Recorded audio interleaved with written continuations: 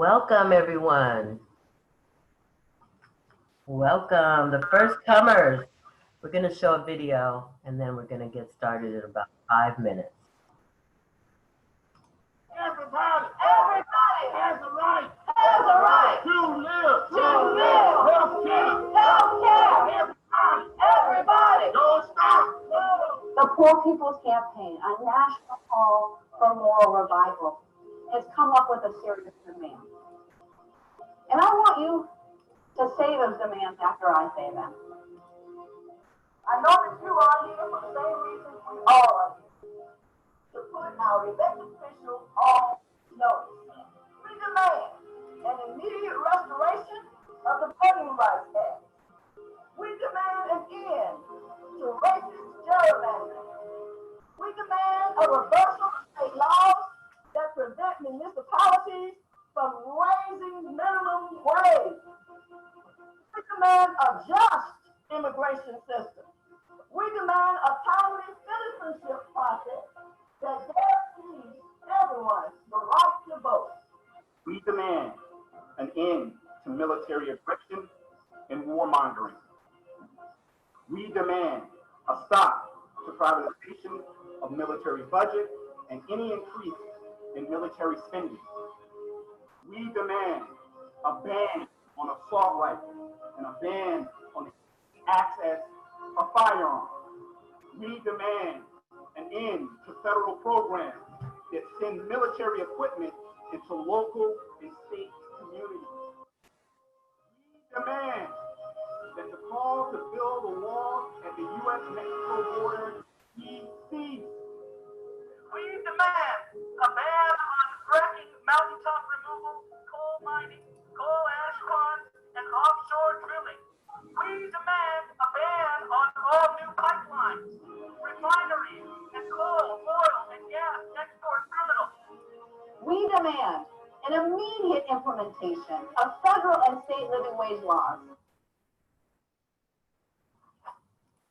We demand the right for all workers to form and join unions. We demand equal pay for equal work. We demand a guaranteed annual income. We demand fully funded anti-poverty programs that protects the welfare of us all. We demand decent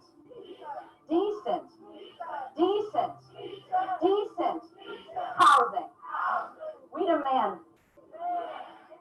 free tuition. We demand free tuition. We demand equity in education. We demand an end to the resegregation of schools. We demand equitable funding for historically black colleges and universities. We demand relief from crushing household, student, and consumer debt. We demand the repeal of the 2017 federal tax law. And we demand that the wealthy and corporations pay their fair share. We believe that we can win. We believe that we can win.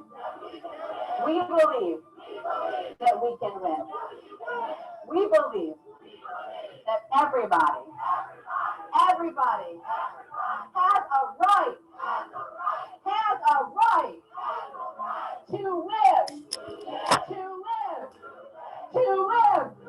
I want you to know that when hands that once picked cotton join hands of of Latino, join hands of progressive white, join faith hands and labor hands and Asian hands and Native American hands and poor hands and wealthy hands with a conscience and gay hands and straight hands and trans hands and Christian hands and Jewish hands and Muslim hands and Hindu hands and Buddhist hands. When we all get together, we are an instrument of redemption. When we join hands, we can revive and make sure that the promise of life, liberty, and the pursuit of happiness and equal protection under the law is never taken away from anybody. So I got a question. All the rejected, ready to revive and declare that this land is your land. This land is my land. This land is our land. And together, from the State House to the White House, the rejected are going to demand that this nation never give up on being one nation under God, indivisible, with liberty and justice for all.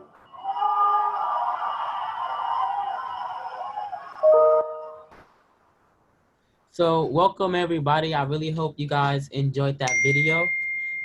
My name is Amin Robinson and I'm going to be one of your hosts today. I'm glad that you guys can all make it. So today, I urge you guys to keep an open mind because today we're going to be learning a lot. We're going to be conversing with you guys. So we hope that you guys can teach us some new things. So also I want to introduce your other MC. Her name is Alicia Rhea and she's the student, like the president of Laney College campus and also an organizer in the community. I'm also an organizer in the community, so we like support each other a lot. We always trying to do things to stay active. And so being a part of the Black Lives Matter petition, it was only right. So now I'm just gonna pass the mic to Rhea so that she can get us started. Great, thank you, Amin, for the introduction. And welcome, folks. Welcome, Peralta students and staff, friends and community members. It is really just an honor and a privilege to be co-hosting this event today.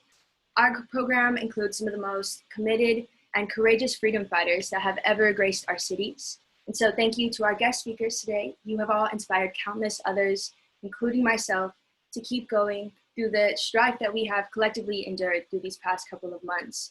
And so, really I would like to honor each and every one of you today for showing up. Since March, we have faced severe isolation, some of us sickness and loss, heartache, breaking news after breaking news, and even yellow skies. And we watched together George Floyd cry out for his mother and thousands of our young warriors be beaten and tear gassed because they demanded justice. So today, I am holding the innocent people who unjustly lost their lives to the terror of policing in my heart and my mind. Breonna Taylor, Ahmaud Arbery, Alan Bluford, Sean Monterosa, Oscar Grant, George Floyd, and the countless others whom I did and did not name as I moved throughout this program. So I invite you all now to bow your head with me and honor our lost siblings that I did and did not mention. Start now.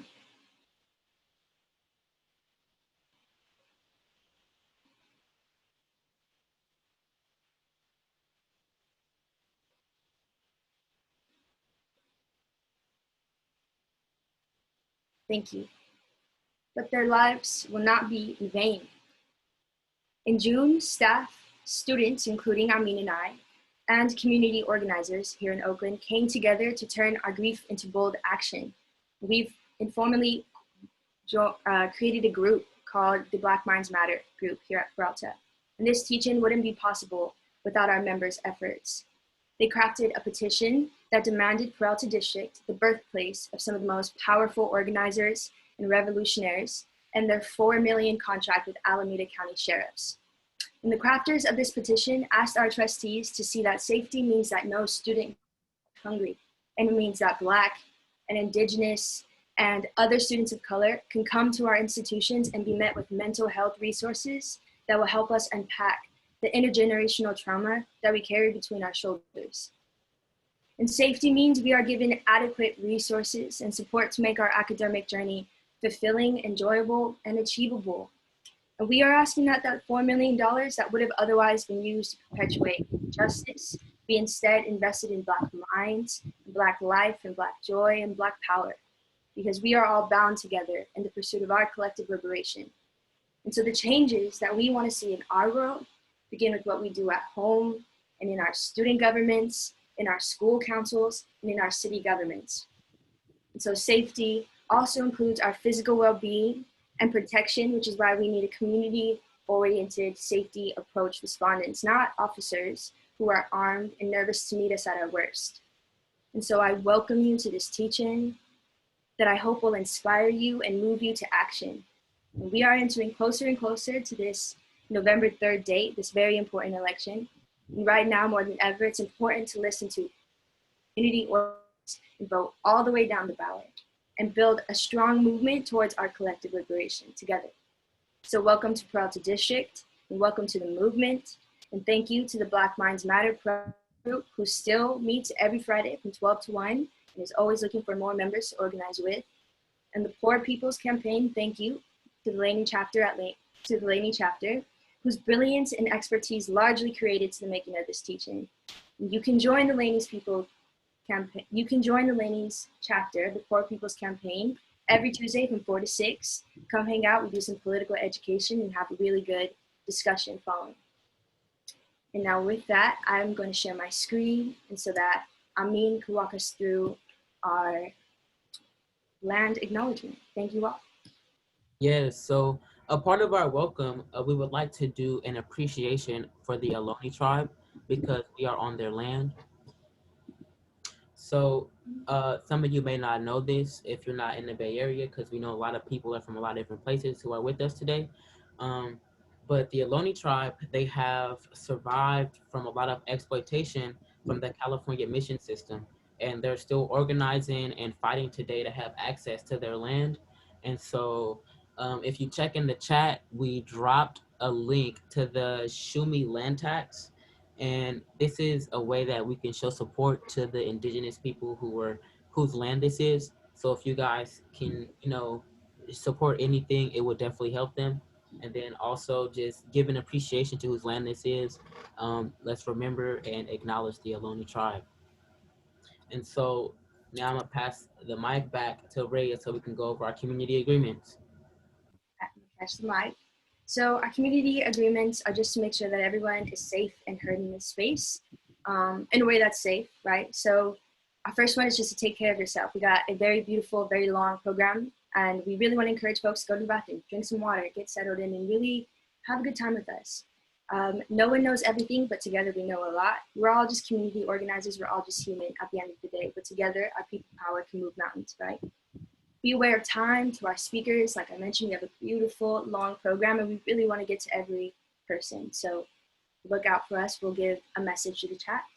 Be willing to find that as you will. Keep an open mind about new ideas that are introduced today, and acknowledge the difference between intent and impact.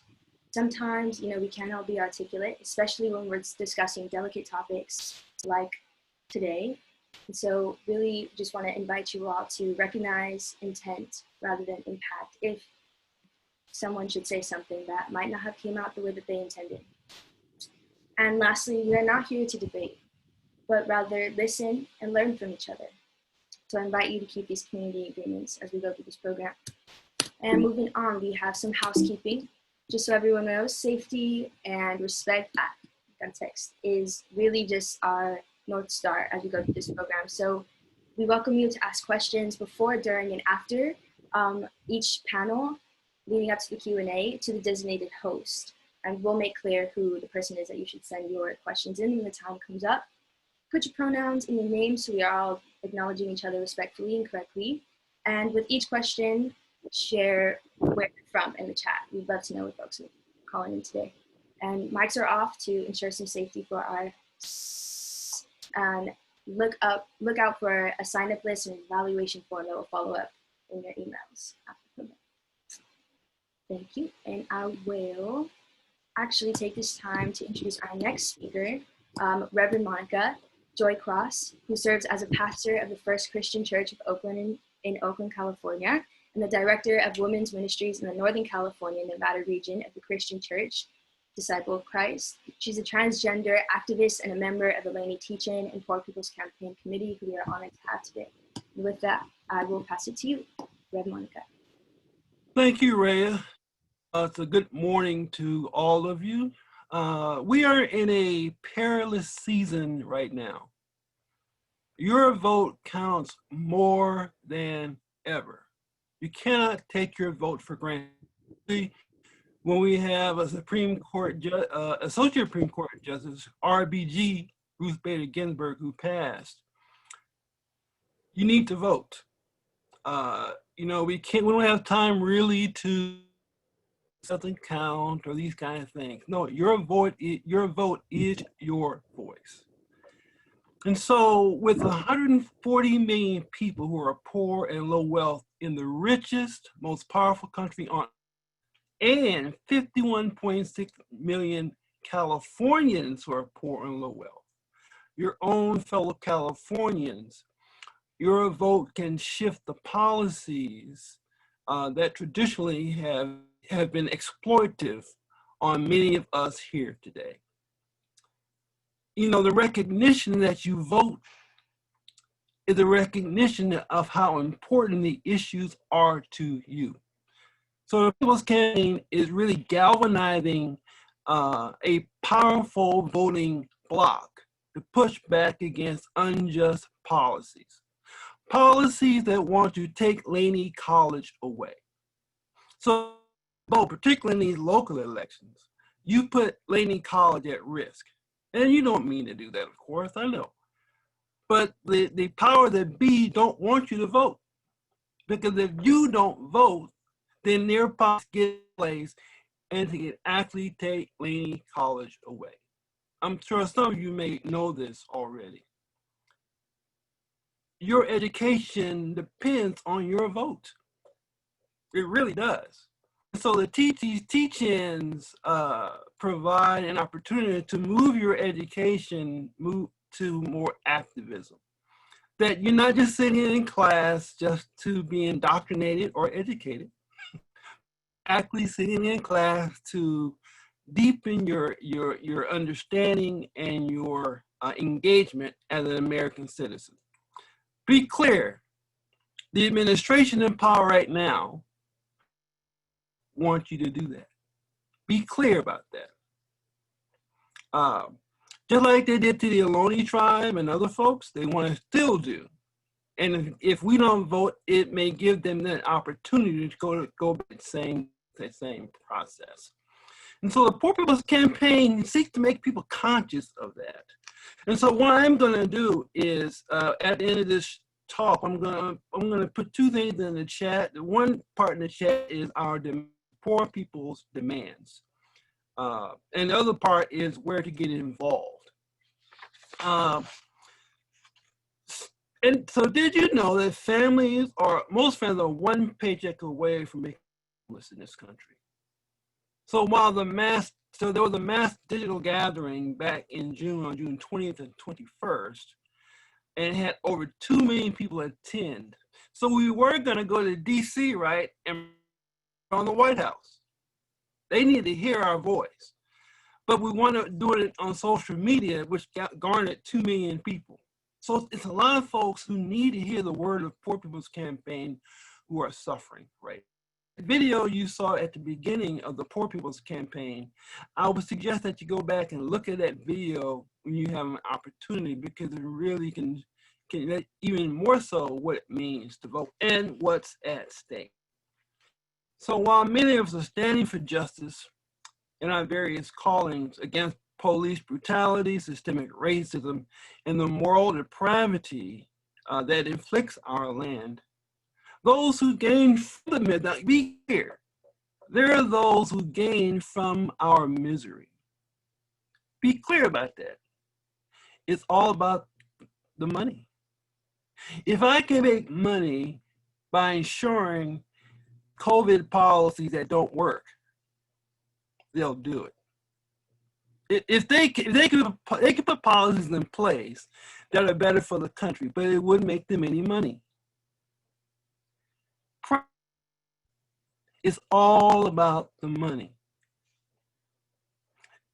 The food we eat, like those meat plants in certain states, they could put healthy multilingual posters in those places, but they don't care. It's all about the money. So I don't want to start preaching because I'm a preacher. But we really know what the state when we vote this time. And just because you're in California, in the Bay Area, don't take it for granted. Because even here, we have, like I said, we have 51% of the people who are poor and low wealth, a total of 1 million residents here in California. We have minimum wage that's $15. Yay! But that's not gonna cut it. You know that yourself, 15 bucks is not enough. It needs to be $30 an hour is what it needs. Health insurance is on the line. 29% of children living in families lack secure parental employment. 29% of children living in families lack work. 51% of children aged 3 to 4 are not enrolled in pre-kindergarten programs. 1 million children live in households. You're not just voting for yourself today, you're voting for generations to come also. And so, and I'm mindful as I begin to close that I would say that we're here today because of what the folks before us did, be it the civil rights movement, going all the way back to Frederick Douglass. It's been this free for all people to be free and to be empowered participants in a society. So we come through long struggles to get to this point. So our job as a means to really what our ancestors did and the sacrifice and the memory of the Ohlone tribe is to vote so we can get this next narrative put forward. Because we don't want our children to say, hey, where were you when Donald Trump was being, oh gosh. Anyway, I will stop. Anyway, thank you, Rhea. Thank you, everybody. Yeah. So please vote.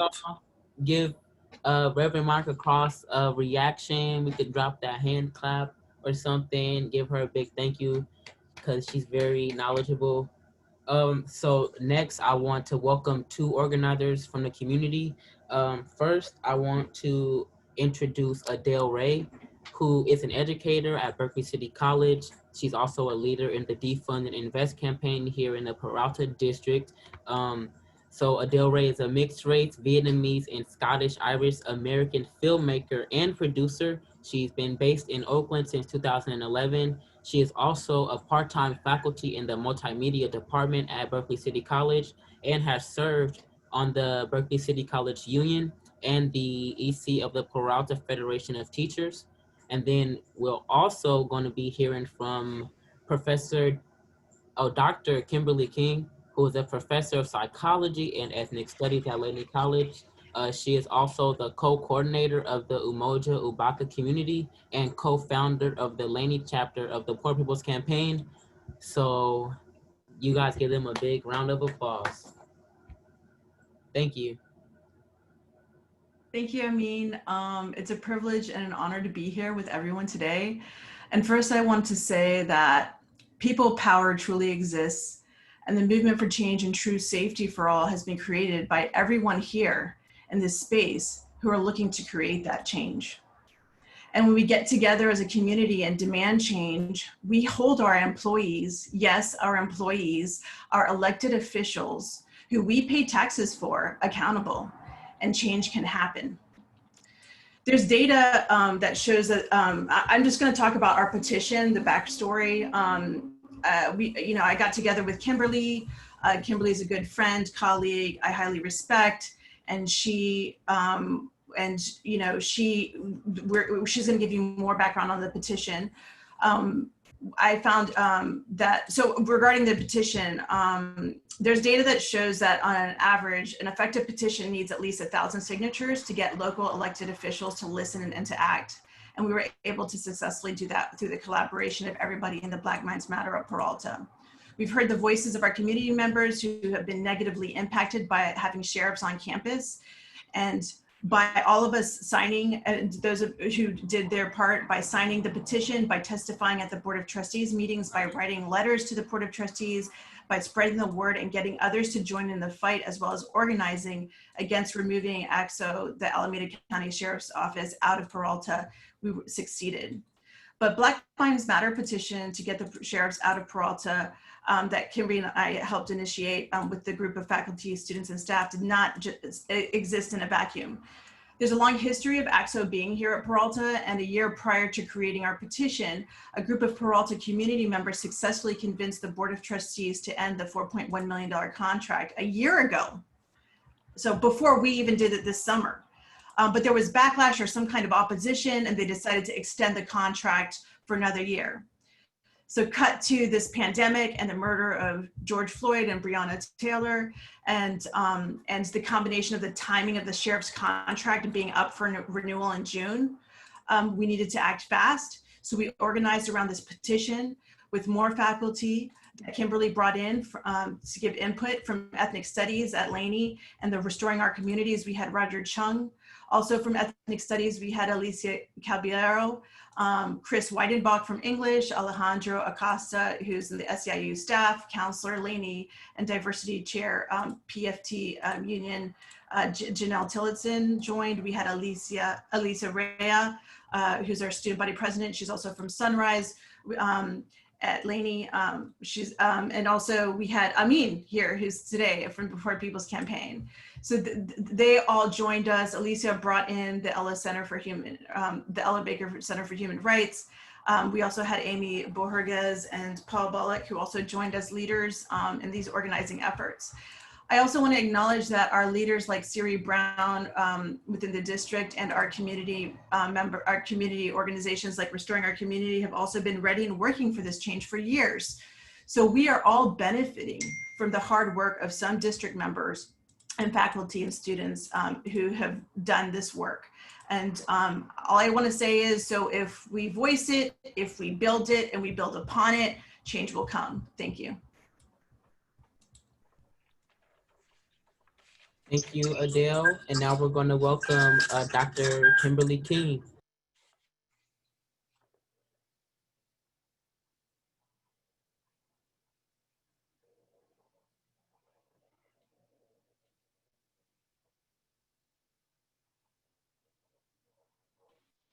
Dr. King, you're on mute. Classic. Thank you. Classic. We couldn't get away without doing that at least once. On May 25th, in the midst of a pandemic that was and still is killing Black and Indigenous people and poor people at over twice the rate of wealthy people, we witnessed the public lynching of George Floyd. George Floyd was murdered in Minneapolis by a police officer kneeling into his neck for 8 minutes. For 8 minutes, he told the police, "I can't breathe," at least 20 times, and cried out for his deceased mother, while bystanders in the neighborhood begged the police to stop. The people could not save George's life that day, but his murder, along with so many others, was a spark that ignited a powerful youth-led movement against police terror and systemic racism and for a new society. The New York Times reports that this is probably the biggest movement in American history, with as many as 26 million people of all colors, all parts of the world, all parts of our country participating. And our little petition was a part of this motion. And it was successful, I believe, because of the power of the movement in the streets. One of the strongest demands of the movement is the national call to defund the police. Many people have wondered, what does that mean? And I was a little confused at first until I looked more into it. What it means is to take money out of policing and use that money to invest in human needs, such as mental health care, housing, education, and other vital services. Defund the Police is an example of people uniting across colors for their demands that the government stop killing Black people, and provide what people need to have healthy lives. What we're doing today is trying to show that defunding the police does not mean we have no safety or security program. It means that we are reimagining public safety so that everyone can be safe. I wanted to just also mention that many of the leaders of the defund and abolish the police movement assert that racial capitalism is the problem. The enslavement of African Americans built the wealth of this country, and the economic exploitation and need to control all of us, all of the working class, is at the root of police violence and police terror. As the fabulous abolitionist scholar Ruthie Gilmore explains, capitalism requires inequality and racism enshrines it. Ultimately, I agree we cannot end racism and police violence without transforming our economic system.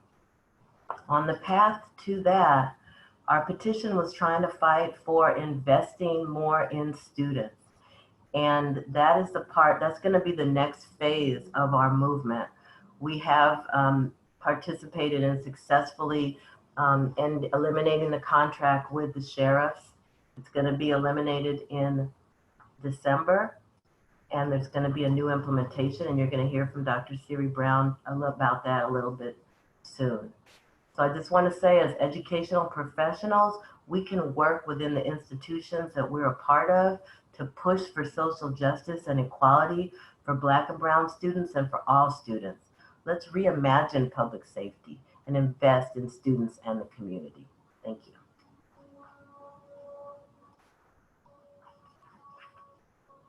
Thank you so much, Dr. Key. Let's send a little virtual applause. Thank you, thank you. And now I will introduce Ethel, who will introduce our keynote speaker. Ethel Long-Scott, for nearly 50 years, has worked in jobs as varied as grassroots community organizer, social issues advocate, political campaign strategist, and nonprofit director. She has worked tirelessly and cooperatively with the political, economic, and civic establishments on a mission to increase social and economic justice. And so her efforts are known and respected in the corridors of power, from labor unions to rent strikers, from essential healthcare workers on the front lines of COVID-19. So, Ms. Ethel, please take it away. And welcome. Thank you, and I'm delighted to be here with everyone. Good morning, and again, welcome to the Poor People's Campaign and TGM. This next guest, our keynote, when I think about in 2018, and the United Nations Special Rapporteur put cities like Oakland and San Francisco in the same category as the worst slums in the world in their published report calling Bay Area's homeless crisis a human rights violation. Carol Fife was already busy as director of ACE and as a leader with a network of Black organizations and individuals. She took that opportunity to further put a spotlight that this kind of tyranny that was led by Wall Street and increasingly becoming, America's largest landlord, was actually causing a great deal of our gentrification and displacement and skyrocketing rents and the increase of poverty. She has been involved in Oakland electoral politics for over a decade. She is an elected member of the Oakland NAACP and on its executive committee, as has said on that, in that capacity, she has chaired the housing committee. Since 2014, she has managed several campaigns, including Oakland's first ever slate of all Black women candidates for city council and the Oakland Unified School District. She was a 2016-2020 platform committee delegate for Senator Bernie Sanders and drafted an amendment for the 2020 Democratic National Committee's platform to make housing a human right, thus taking our work here in Oakland to a national platform. Here in Oakland, Carol has helped to secure many legislative and electoral accomplishments, including grassroots organizing, energy behind Oakland's Department of Race and Equity, pushing for cannabis equity permit program, protecting the Coliseum area from gentrification, and passing Oakland's emergency eviction moratorium and pandemic eviction ban, and most recently, pressuring the city council to reopen this, the city's budget in order to divest Oakland's police department and so as to invest in community services. Carol Fife is a community leader, a mother, an unrelenting freedom fighter for the rights of the poor and disenfranchised. Carol is a leader and shaker to the growing powerful social movement led by marginalized and impacted people that Dr. King just spoke about. One way she has achieved this is as the founder of Moms for Housing. Forgive me, I should know that. Carol and these women have worked closely to build unity among some of the most oppressed groups of people in our city. Together, they have fought for government to both represent and be accountable to all of the people, not simply those with cash. They have together vowed to keep government accountable to the people. And I might add, she's added another piece in that chapter, running as a people's candidate for City Council in Oakland. Will you welcome me in joining and honoring this tireless fighter, our own Oakland representative at our program, Reimagining Safety, Investing in Students and Community, Carol Fife.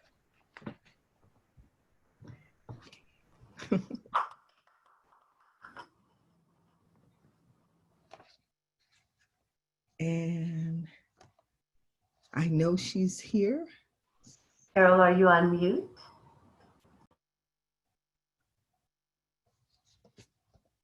And just so you know, we're gonna have Q&A when Carol finishes her comments, and you should direct your comments to me. But is Carol or a representative there? That was my fault. I had not unmuted her. Now Carol is unmuted. You are Warrior from Oakland? Okay.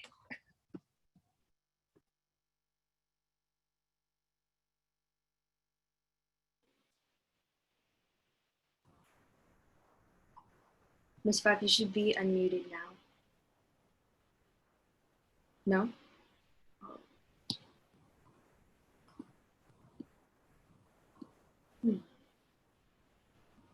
So forgive us for having technical challenges. I get to do that introduction all over again? Just joking. You should be able to unmute yourself now.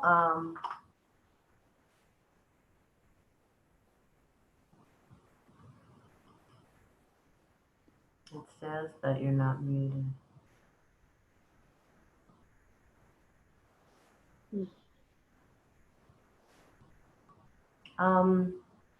While we're waiting for Carol to start, let's see, I don't know if we can, I'm not sure what's going on with that. Maybe, Miss Carol, we can have you jump out and jump back in. Yeah, sometimes that makes it, sometimes that's the best solution, is to jump out and jump back in. We can take this time to just drop our shoulders, and I'll lead you all on some breathing. You've had quite the morning, right? I'd assume. So on the count of 3, let's all breathe in together using our bellies. 1, 2, 3.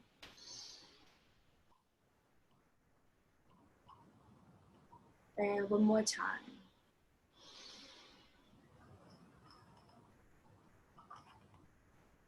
Great. Just take some time to stretch. And to our people on tech, please look out for Miss Carol as she tries to jump back into our room. Rhea, I'll just add also something that I rushed through my speech trying to catch us up on time, since, so I'm going to add a few things. At the time of George Floyd's murder, Governor Newsom was proposing huge cuts to the California Community College budget. He was proposing cuts of $740 million. So those of us who wanted to terminate the $4 million sheriff's contract had an opportunity to think of how that money could be used, spending it to serve the students' needs. Then we realized $4 million would not be enough. So we included in the petition the demand that the Peralta Chancellor and Board of Trustees mobilize the Peralta community to go after that state funding that's needed to provide health and mental health care, housing, technology, working elevators and better services for disabled students, and other essential needs for Peralta students. A budget represents values, and a budget that spends $4 million on sheriffs while students struggle to afford textbooks and housing and are forced to take their online classes using cell phones because they don't have computers is completely out of whack. We must hold our government accountable, as others have said, to serve the interests of regular people, not just billionaires and corporations. California could fully fund education right now, but our elected representatives in Sacramento would have to tax the big corporations and the billionaires. They're not doing it. No. Is Carol available now? Yes, Okay, great. So I got that in there. that's all right. I know. Fund invest. Okay. Thank you. Carol, I hope you heard the introduction, and I'm pleased, everybody is waiting to, so delighted you can join us. Well, first of all, thank you. Just, you know, Ethel, Dr. King, you all are two inspirations to me. And you're always there when I call for marches, for rallies, for speaking engagements. Anytime y'all call and somebody says, hey, you have a hole on your calendar, I'm there. Not just for speaking engagements, but also strategizing on how we actually get some wins for our people. I just wanted to express how much I love and appreciate you both, and am inspired by both of y'all. So thank you for this opportunity. I don't have a lot of time. There's actually a Black Women in Homelessness event that Congresswoman Ayanna Pressley is facilitating today. And I'm going to be a part of that. It's going to be on BET this afternoon. And they asked me to come back for some green room conversations. And so I got to get ready for that. But to me, the most important thing that's happening in our city is the organizing that everyone that's on this call is doing. All the stuff in DC, all the stuff that all these other people are doing is important, but really any concession that we've received and I've been a part of has been because of people power. And so I can't express strongly enough how important each and every individual on this call is. Your persistence in organizing is critical. I've listened, and I've been invited to a couple of your teach-ins before, and the level of coordination and organization and research that you all do, I am inspired by. And I'm just like, I need to join the Poor People's Campaign and the student movement at Laney, for which I'm a graduate, by the way, is amazing to me. And I don't see it in many other places. It is rare, the depth to which you all go around your issues, and it's so important, and it's going to be critical to these times. So I'll just say, just in short, some of the things that I do. Right now, you all know that I'm the director of the Oakland ACE office. It's the Alliance of Californians for Community Empowerment, and we are a statewide grassroots member-led organization that is comprised primarily of Black and Brown folks who are working class or low income, low wealth, and are just fighting to exist. And a lot of the work we do is around policy change, but also we deeply engage in direct action. And direct action, we feel, is what you do. It's the good trouble Congressman John Lewis talks about that actually moves things and makes shift happen. And we're gonna have to do a lot of that, because we shouldn't have to fight to exist. Everyone has the right to thrive. Every human being is valuable. Every life, whether it's a queer life, a trans life, a disabled life, a Black life. When we say that our lives matter, it's because it's not being represented by our elected officials, and it's not valued by the people in power who are moving things. And the corporations are an example of the folks who are holding the reins who are our current elected officials are beholden to. We don't live in a democracy, and it allows corporations like Lyft, and I'm pointing out Lyft right now because they just raised $110,000 in 2 days to unseat Rebecca Kaplan, our at-large city council member. $110,000 in 2 days, and Lyft put in $100,000 to unseat her. So let me tell you a little tea about what's happening right now in the city of Oakland, and then we can talk about the issues. Well, these are the issues, but it is how big corporations play in city politics so that their agendas are pushed through these elected spaces. Right now, I'm running for city council. I'm running because of people like you and people like Ethel, people like Dr. King, people like my members have drafted me into this particular moment. It's this particular moment of transformational change that the people of not only the city of Oakland, but people around the world are calling for. Right now, the streets are on fire in the United States of America because people are finally understanding that the safety net that we said was never there in the first place for poor people does not exist, even for people who are doing everything right, for the people who go to work every day, the people who pay their taxes, the people who are middle class, the people who are invested in this system, who've lost their jobs because of COVID, who now don't have medical insurance, who are seeing the law enforcement work hand in hand with white supremacists across this country to kill Black people, to hunt and target Black people, who can kneel on a man's neck for 8-9 minutes and watch his life leave, and it still happened the next day and the next day and the next day with Black people all over the country. People are like, wait a minute, what is this thing we're calling America? What is this thing we call American exceptionalism? If it works for everybody except fill in the blank, because it doesn't work. Or should I say it works as it was intended to work, which is for a select few.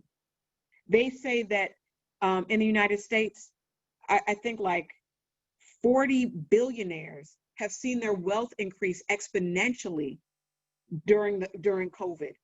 And that's because we are living in a rigged system that was planned from the time that the British came over here to colonize America and steal it from the indigenous people and enslave African people and make our labor our death sentence. So this country is working as James Madison laid it out in the Federalist Papers, which says that if we had a true democracy, then the majority, the masses, would rise up and take our land because we are outnumbered and our will does not include what is best for the masses. So we have got to protect the opulent minority, the wealthy landowners of America at all costs. And we are seeing that play out in every single people-centered activity in the world today. And I say the world because the United States of America is the military might of the world and goes all over the world, all over the globe, extracting resources and value from indigenous people in the same way that they're doing right here in the United States of America. So we are under attack, but there is something beautiful. Chairman Fred Hampton Sr. used to say, it's terrible, but it's fine. And it's fine right now because our movement is growing. Our movement of hope and change is catching fire in the hearts and minds of people who ordinarily wouldn't think twice about the conditions of Black people in this country. Now I've heard right-wing conservative pundits say, you know what happened to George Floyd was not okay. And I'm like, wait, what? People who have outright racist tendencies is like, okay, it's getting to be too much.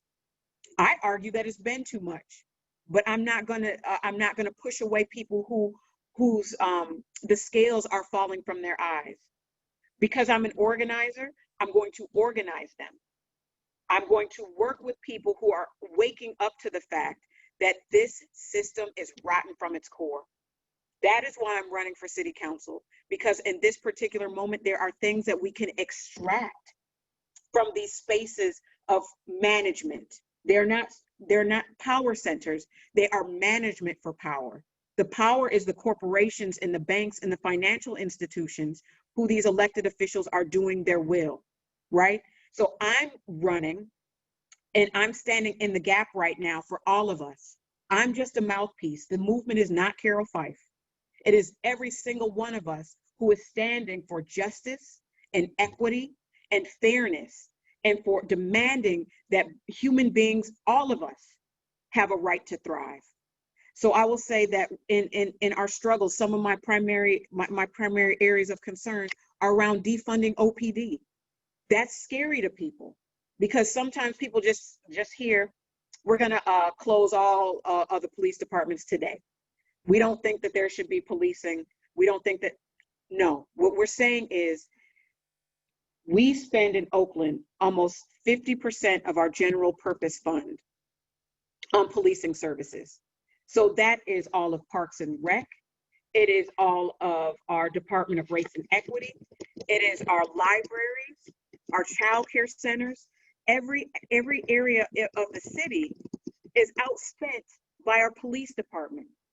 And if we invested even a fraction of the funds that we pay police to not keep us safe, that we pay the police to harass Black folks, if we take a fraction of that budget and invest it in people so that they can have access to quality childcare, access to clean parks where they can be outside, access to emergency homeless services so our unsheltered siblings can have a place to stay and recover and recuperate and catch a breath. If we invest in that, then we won't have a need for people patrolling our streets like an occupying army. We won't have a need for all of these services that don't actually do anything for a community. They don't stop crime from happening in the first place, and they don't solve it once it's happened. Once again, I would also argue that the crime that they state that we need police for, robberies, and are crimes of poverty, are crimes of racialized capitalism that have disinvested from our communities in the first place. But crime, to me, are the crimes that we don't hear about. They're the crimes that have financial institutions robbing Black and brown folks from generational wealth through things like a foreclosure crisis. When places like Wells Fargo can create loans that are predatory and say these are ghetto loans made for mud people, and then come and take all of the wealth that's been built since the Fair Housing Act was passed in the first place, those are the criminals. Those are the criminals that devalue and undermine our neighborhoods and create gentrification in the first place. So I don't know how much, I'm actually not talking about any of my talking points. I hope that I'm not getting too sidetracked for everybody. And I'll just say this and then talk about my 4 areas of primary concern. I was in court earlier this year, pre-COVID, it was in early February, for a family member of mine who was arraigned for an incident in a homeless encampment. My family member is unsheltered and has been unsheltered for a few years. And he's 23, it's my nephew, and he was arrested for assault on another person in a homeless encampment in the East Bay. And I went there and I had to sit through so many folks who've been arrested, listening to their arraignments, listening to the judge pass sentence. And my heart was broken because it was so many of the same situations. People with mental health who were in the midst of a mental health crisis, and the police were called and they were incarcerated. And there was one that really stood out to me because it was a young man, a young Indian man, Southeast Asian, who had broken into Laney's bathroom. And he was a multiple offender. He was a repeat offender who had broken into Laney's bathroom in order to sleep for the night because he was homeless and didn't have anywhere to be. And so the prosecution was trying to give him like hard time because they said he was a threat to the community because he kept doing this. And it took everything in me not to either scream or just break down in tears because of the conditions that have failed this young man, that have allowed him to live on the streets. And I'm now trying to incarcerate him for a ridiculous amount of time because he's homeless. So crimes of poverty are what's being targeted, but white supremacists are able to walk in the midst of crowds with assault rifles and then raise $500,000 for their antics to be menaces and terrorists in our streets. So something is woefully wrong with the system that would allow that and criminalize poverty, which is why in my platform, I'm defunding the police. I want to defund the police. The $25 million that we were requesting with Councilmember Bass's proposal was less than 1% of the police budget. Less than 1%. And they said that was too much. The conservative caucus of our city council kicked it down the road and said, we'll deal with that later. Right now, we need to really analyze where the issues are, what the problems are, what defunding could, how it could contribute to chaos on our streets. We've been there. We're past chaos on the streets. When there's an encampment in every district, in every corner of the city, we're past chaos. But what they're saying is they don't want chaos for the status quo. They want to keep things safe for landowners. And I want to keep things safe for the people who are forced to live as second-class citizens in the wealthiest country in the world, in the fifth largest economy in the nation. So I do want to defund the Oakland Police Department. $300 million to not keep us safe would be a failing contract in any other career.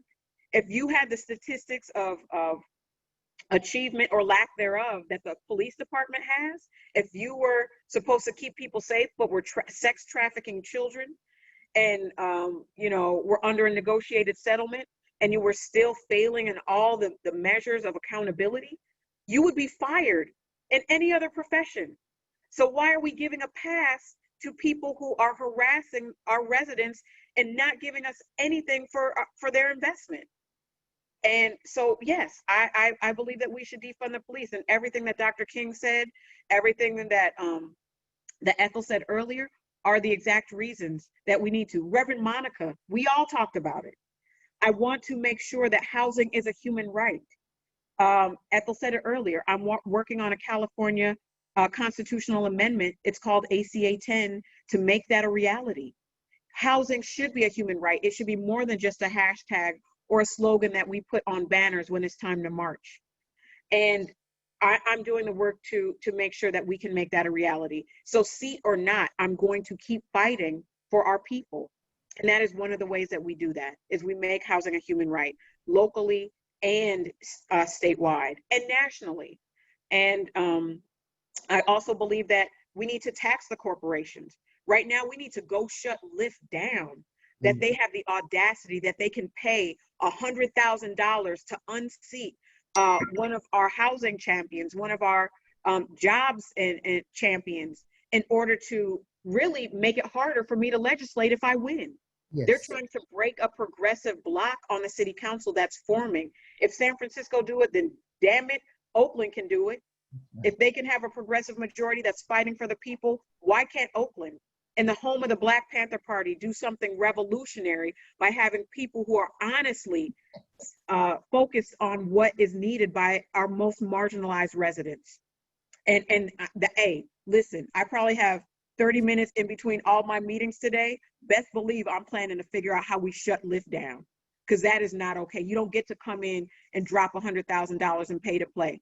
So that's another thing. And lastly, outside of taxing the corporations, making housing a human right, and defunding our failed policing state, I really think we need to do more work around protecting and stewarding the rock that we live on. We need some, I tell people, it looked like we were on Endor a couple weeks ago with orange skies and ash raining down on all of our cars, and we can't breathe. So this racialized capitalism will take our lives one way or another. The slow route, which is like actually taking our breath, because in polluted environments, we cannot breathe.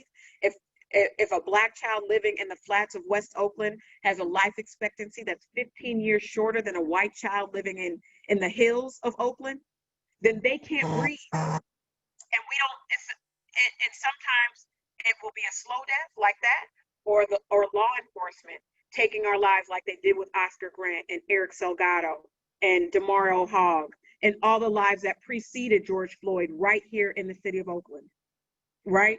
So it's imperative that we steward the land in a way that's responsible and in a way that it will exist for generations. And I think it's important just to say, no matter what the outcomes of these elections are, it's important to vote down ballot. There's a climate that is shifting towards fascism in the United States of America that must be stopped. And we are living in a Machiavellian, Lewis Carroll upside down wonderland when we can demonize people who are anti-fascist and uphold people who are fighting for the oppression of every marginalized community in the country. So I'm just saying, no matter what happens, I'm going to fight for our people. I'm going to fight to break every chain. And so all of the ridiculousness that folks are saying about big labor is supporting Carol because she owes them something, I owe it to our people. Right. I owe it to our city workers. I owe it to labor to continue to fight for living wage work for poor people. I owe it to them to fight so they don't have to commute 2 hours to get to the city of Oakland to support us. And I'm going to leave you with this. If people, in terms of organized residents of the city of Oakland who are in groups like yours, single residents, and every single polarized oppositional leftist political party can get behind Carol because this is the movement campaign, it's more than just labor that's thrown down. I am a unifier. If I can bring together the Green Party and the Democratic Party and the People, Peace and Freedom Party and the Democratic Socialists of America and all of these different groups to say she is the movement candidate and she is representing the times that we live in right now, and that is what to get behind, then it's more than just labor. It's about the times that we're living in and the energy that we need to change. That is who I am. That is what I represent. And I will always be that to my core. And I love every single one who's going to stand up and be a part of that fight. It is our time right now. And if we don't seize it, we will lose it. So it is imperative that everyone become an organizer and do the same thing that I'm doing, because many hands makes light work. And when we fight together, we will win together. And that is the most critical thing that we can do in these moments. And I love y'all, and let's figure out how to make it happen. We love you. We're going to run you as our president next. Thank you. Woo! Yes. Want to invite folks to turn on your You gotta video. go represent at that Ayana thing, baby. Thank you. Okay. Bye. Please turn on your video. You're a little over. I'm so sorry. We're not sorry. Hell, we got history happening here in Oakland. Town is doing it. All right. Yeah, we just want to invite folks to turn on the video and give Miss Carol the virtual applause that she deserves. Thank you so much. Wow. And with that, thank you, Ethel, for facilitating that as well. Our next speakers will be the wonderful Emma Denise Milligan and Victoria King, who are leaders within the Poor People's Campaign, and they're going to talk about the People's Tribune. I think in this time, it's critical that we as a people know about media outlets that are safe and that are written by us for us. So with that, I will pass it over to Emma.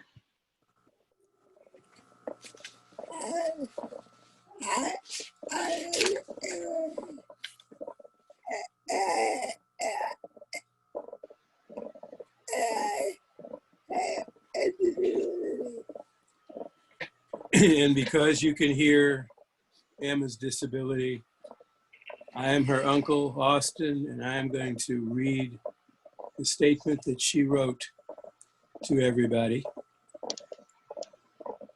She says, "You can hear the disability in my voice, and if we were meeting in person, you would see me in a power wheelchair. I like the People's Tribune because it lets me read about other people's experiences and the struggles they are going through. When I read other people's struggles, I know that I am not alone." I chose the article, "This is the Revolution," to talk about because it explains how the times are changing real quickly and how we need a revolution to create a country that supports us. It tells how we need to get organized together as a nation of activists to help each other and how all of our different struggles are connected. Black lives, immigrant rights, defunding the police, rent relief, climate change, healthcare, and more. We need unity in our common struggles.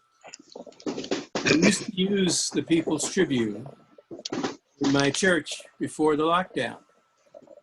I got people involved by talking about how they could relate to the stories and how they could write for this paper about their struggles. Now that we do everything on Zoom, including church, I asked my church members to read the People's Tribune online. I could use Facebook to reach other people, but I don't, because anybody can say just about anything on Facebook. And the People's Tribune is much more focused on what we need to do to change society so that it works for those of us who live on Main Street, not just the rich folks on Wall Street.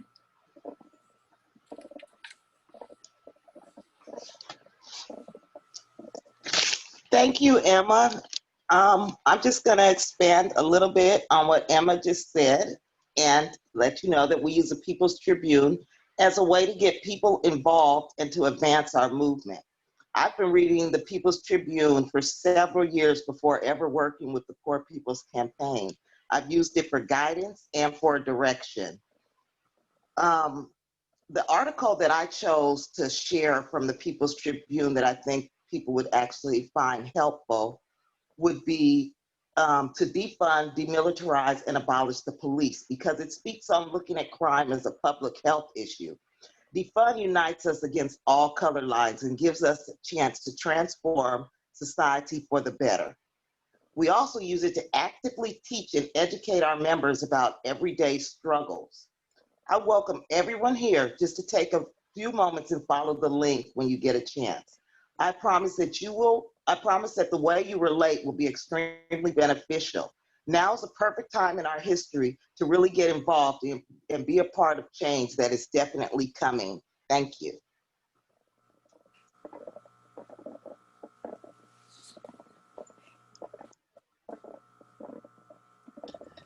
So can we give Victoria and Emma a round of applause for their words? I was inspired by that. So thank you guys. So next we're going to be moving into the first panel. And so in our first panel, we're going to be talking about alternatives to safety. We keep us safe, which is basically like, what are the alternatives if we defund the police? How can we keep our community safe, by ourselves? And so our speakers will be Dr. Siri Brown, who is the Vice Chancellor, and she'll be talking about implementing the new safety plan. So Dr. Siri Brown is actually like out of state right now. And so we have a video queued up for you guys from her.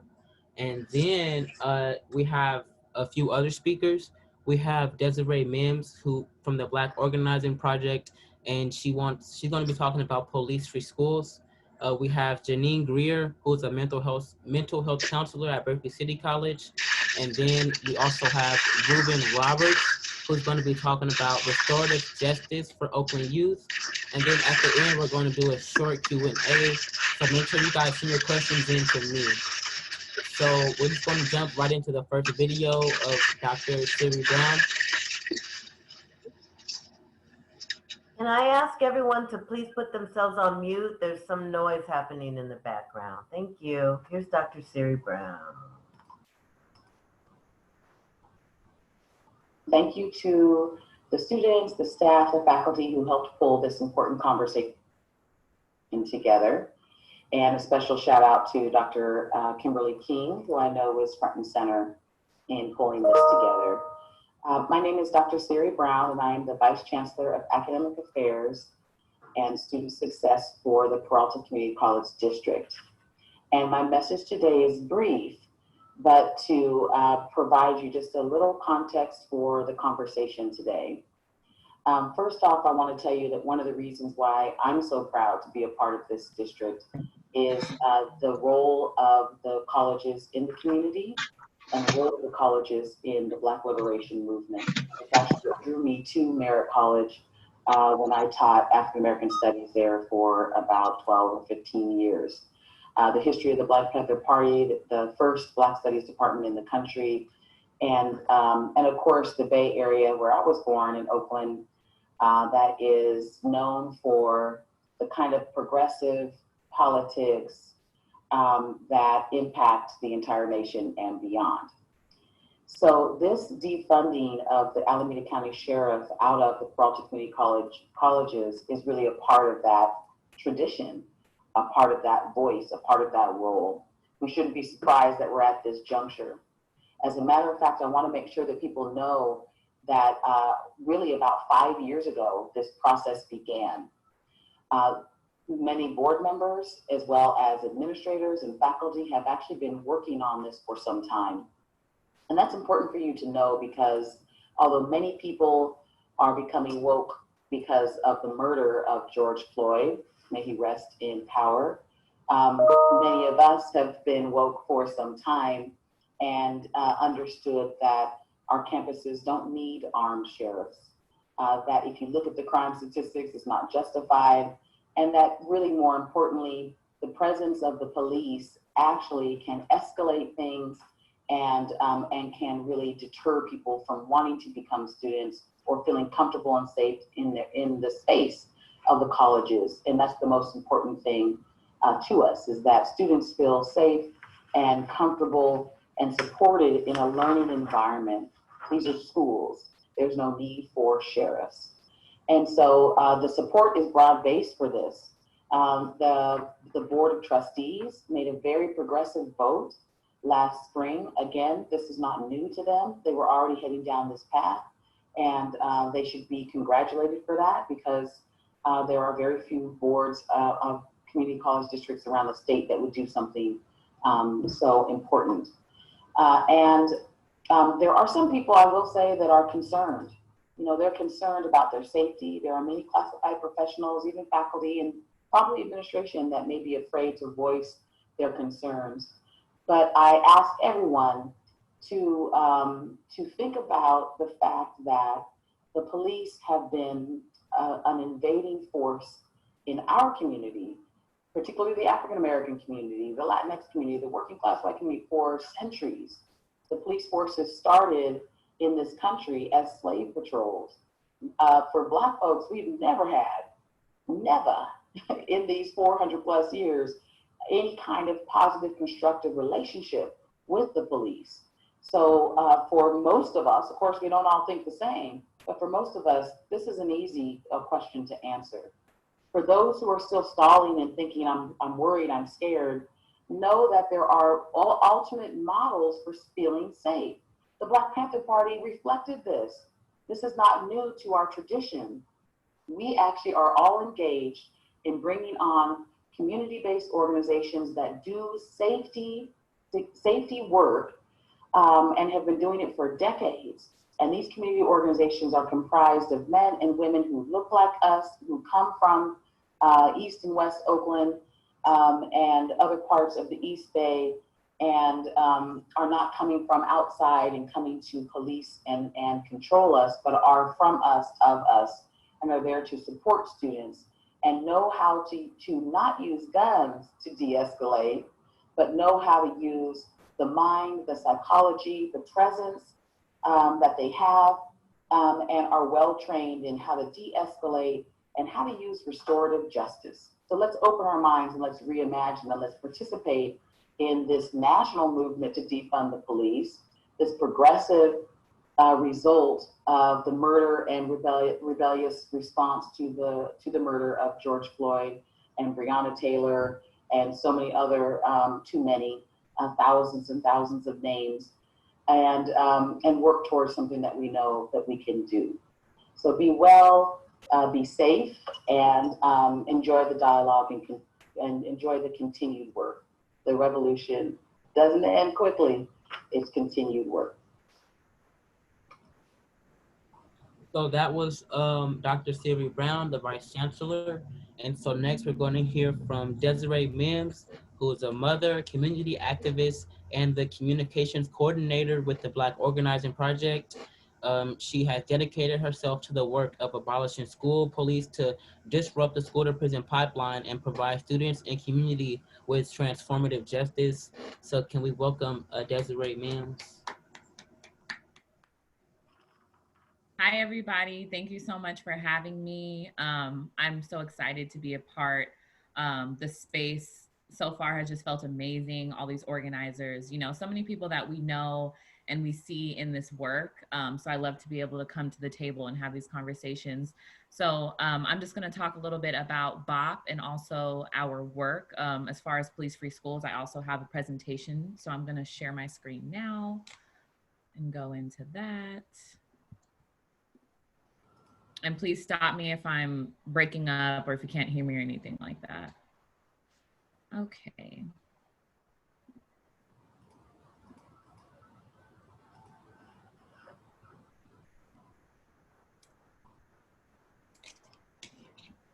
So Black Organizing Project has been on this journey towards police-free schools for 10 years now. We are a grassroots member-led organization. We are fighting for racial, social, and economic justice. We were founded in 2009, actually we came out of a bigger organization called C2, Center for Third World Organizing. And we did theoretically start out as a project once we realized really the need for a specifically Black organization, because Black organizing and Black issues are often invisibilized, even though you know, they're on the roster for things that people are concerned about in the work, they are often falling to the wayside. So we realized that it was very important to have a leading Black organization focusing on those Black issues. And so that's how BOP was created in 2009. And then in 2011, we actually launched our BOSS campaign, which stands for Bettering Our School Systems. In 2011, Raheem Brown was killed by Skyline High School Police Department outside of a school dance. And so that at that point, we didn't have our campaign, but we did become aware of his killing. And so that created the bigger issue and the bigger dialogue around policing in schools and how this was happening. And so to a lot of people's surprise at that point, and up until recently, Oakland had 3 different levels of policing in our schools. And we're talking elementary, middle, and high school. So kids as young as 3, 4, 5, or 4, 5, 6.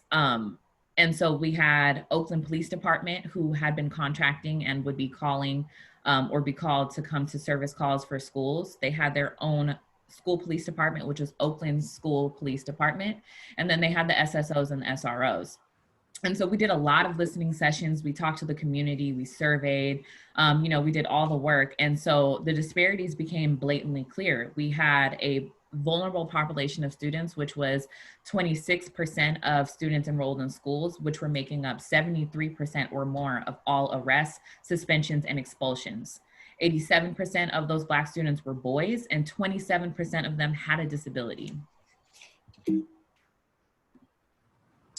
And so once that came to our, once we came to the conclusion that something needed to be done, we launched the BOSS campaign.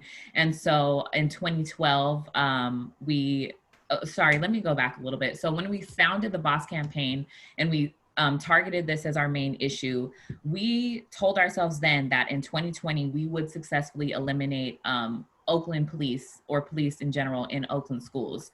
And so throughout this 10-year journey to get there, we did do, I guess, what you would call reforms policy changes, all of that, but still with the mind of abolition. Abolition was our ultimate goal. We were very strong in our stance that we are anti-police. We don't believe that police have any involvement or should have any involvement in schools. They should not be involved with our students, and they serve no purpose. So we were very adamant about that, but we knew that obviously we had to take baby steps to get there. And so reforms and policies were the way. So in 2012, we created a complaint policy, which was basically a way for parents and students to file complaints against any infractions, I guess, that they had with police or any interactions. And then 2014, we got our board policy passed, and this was important because it prohibited Oakland School Police Department and their involvement with students. When we became aware of the level of policing happening, we also became aware of the fact that there was little to no limitation at all for what they can do, how they can handle students, and really what they can get away with. So we created the board policy limiting OSPD. In 2015, we also went into a memorandum of understanding, or MOU, limiting OPD's role in schools. And mandating the regular reporting of referrals to law enforcement, citations, and arrests. So out of this policy, we also had the chief of police report to us twice a year on all their findings, all the arrest data, all the disaggregated data. And then in 2015, August, we eliminated willful defiance. And this was also a really big one because willful defiance was one of those kind of scapegoats that they utilized to over-criminalize and over-police our students for very minor, non-life-threatening, non-safety issues at all. We're talking about talking back, not giving your phone, sometimes even instances like wearing hats, refusing to take off headscarves. So the anti-Blackness and the policing of Black and brown students was happening on every level. And so in even little microaggressions like behavioral issues that were small like that were a really big issue, and we're building that funnel of the school to prison pipeline. So we eliminated willful defiance in August 2015. We also had the school district commit to reinvesting $2.3 million into restorative justice practices. In 2018, we launched our Black Sanctuary Pledge. And this was a very pivotal tool because after we did all of our listening sessions, our data, interviews, we realized that majority of the calls for service to police were actually coming from teachers and school staff. And so when we talk about shifting the culture, when we talk about reimagining, redefining safety, we have to talk about the implicit bias, the anti-Blackness and deeply rooted racism that is within curriculum, that is within teaching, that is within the entire school culture. And so our Black Sanctuary Pledge was really a way for us to hold school staff and teachers accountable to not remain complicit, to not contribute to criminalization of students. And so some of the things in those pledge include teachers pledging to not call ICE on students, to not call police on students, to not take interviews on behalf of police of students, and some of those things, to basically not collaborate or act in collaboration with police at all, to stand and advocate for our students as they should, and not advocate for racist law enforcement practices. And so after that, in 2019, we released our People's Plan, which is a comprehensive guide to creating police-free schools. And this guide is actually what we helped use to develop our George Floyd resolution. And in in June of this year, our George Floyd resolution, which we created with our People's Plan, was actually unanimously voted on to eliminate Oakland School Police Department. And this was really big because it wasn't just the contracts with police, or it wasn't just the school security or school resource officers. Oakland was unique in the fact that they had their own internal police department that still, acted and was armed and acted as law enforcement and reported to the police. So they were their own internal police department. And so with this George Floyd resolution that passed in June, we successfully dissolved, completely eliminated that police department. And we really want to emphasize, much as like everybody had said earlier, we have all been doing this work for years. These are issues that have been dear to us for years. As so many of us have mentioned, Black and brown communities have never been serviced by the police. We've never felt safe with police. They've never equaled safety to us. And so this was a no-brainer issue. And so when we've been vocal about this for 10 years about eliminating school police, especially for some of the most vulnerable populations of our students, you know, this was really important that we get around this and that we get the community. So we did a lot of organizing. The community showed up and showed out and helped us push this resolution past, and we won, and we were successful at that. So that was a really big victory. But now here's the real work. Here's the meat and potatoes of what needs to happen is transformation, implementation, much as you guys are going to be moving in Lainey and, you know, the whole Peralta family about really implementing how you can concretely make police-free schools a reality. So like we said before, you know, all these steps that we went through, the reforms, the reduction, then we eliminated school police. So now we're moving into transformation and implementation, which is so important because if we don't transform the culture, if we don't address and rectify the culture, it will revert, it will try to reinvigorate itself, it will try to recreate itself. So we have to reimagine safety. And when we reimagine safety, this looks like restorative and transformative discipline practices. This looks like culturally relevant curriculum. This looks like school social workers, counselors, behavioral specialists. This looks like hiring from the community so that they are deeply invested in the community and empathetic to the community and to the students' needs. And so this implementation phase is a collective, it's going to be collective. We'll work together to dismantle the punitive and oppressive school culture. We're going to be creating a new paradigm where every single part of this community ecosystem has to be involved, has to be invested in making this work and making it successful. BOP's vision specifically for police-free schools, we have 5 outcomes. And so the first outcome is clear protocol limiting OPD when schools call them. So we know that there's certain bottom lines just within culture in general that police have to be called to schools, especially in elementary schools, you know, with vulnerable students. So there is going to be times, hopefully very, very few and far in between, but we want to have clear protocol limiting them so that they cannot have free reign. They cannot revert back into the relationship that they had with schools because we're not going backward, we're moving forward. Our second outcome is to design police-free responses for the top 5 calls for service. When we did data, we came with about, I think, top 10 reasons why schools were calling the police, and more than 5 or 6 of them were for all behavioral issues. They were standby, preserve the peace. They were, you know, just basic behavioral issues that police shouldn't be responding to in general. So we're going to design police-free responses for that. Our third outcome is redesign the job description for SSOs. We do not want them to operate in the mindset of law enforcement at all. We want to transform their position into a culture keeper that's going to be advocating and standing up for students and schools and true sanctuary.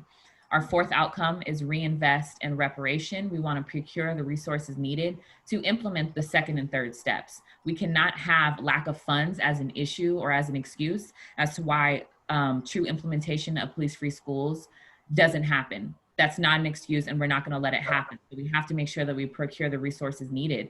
And we eliminated OSPD and freed up at least $2 million that we can reinvest into restorative practices.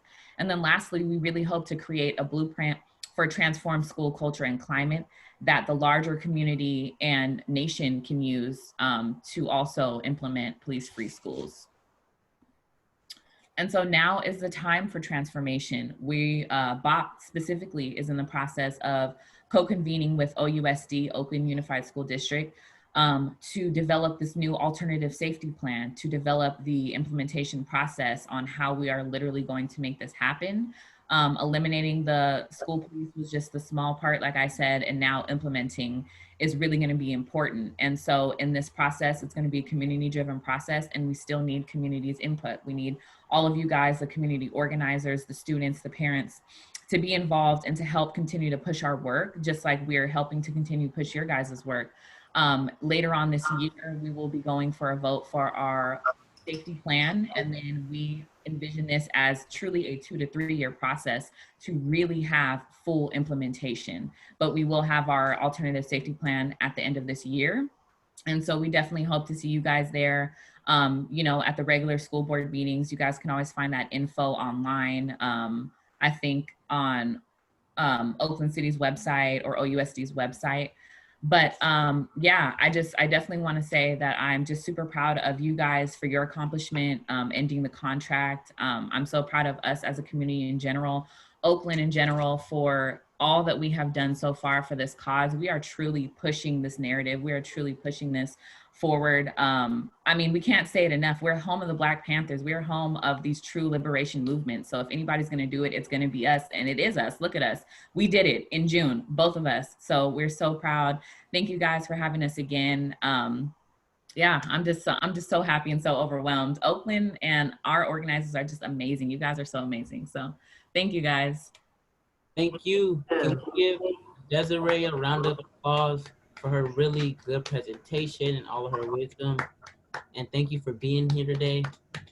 So next, I would like to welcome Janine Greer, who is a mental health counselor at Berkeley City College. So can we give her a welcome? Thank you. No problem. Greetings and salutations. Wow, this is just fire. I can just say that. My goodness, this is fire. And I feel proud. I feel Black and proud to be a part of Peralta, right? This is the home of revolution. And I feel like we're on the precipice of that, and that feels good. And like really honored to be in such astute company, my goodness.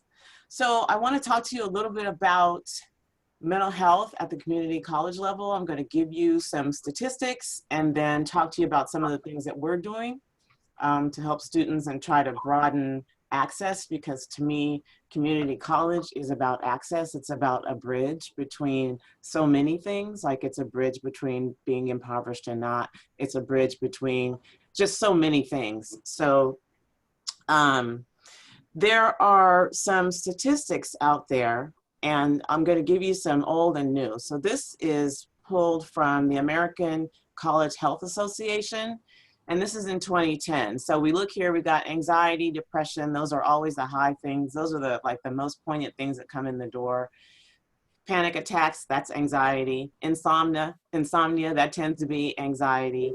Other sleep disorders. But if you look at this list, it adds up. I think there are about 10,000 students that were, and this is university students across the country and community college students.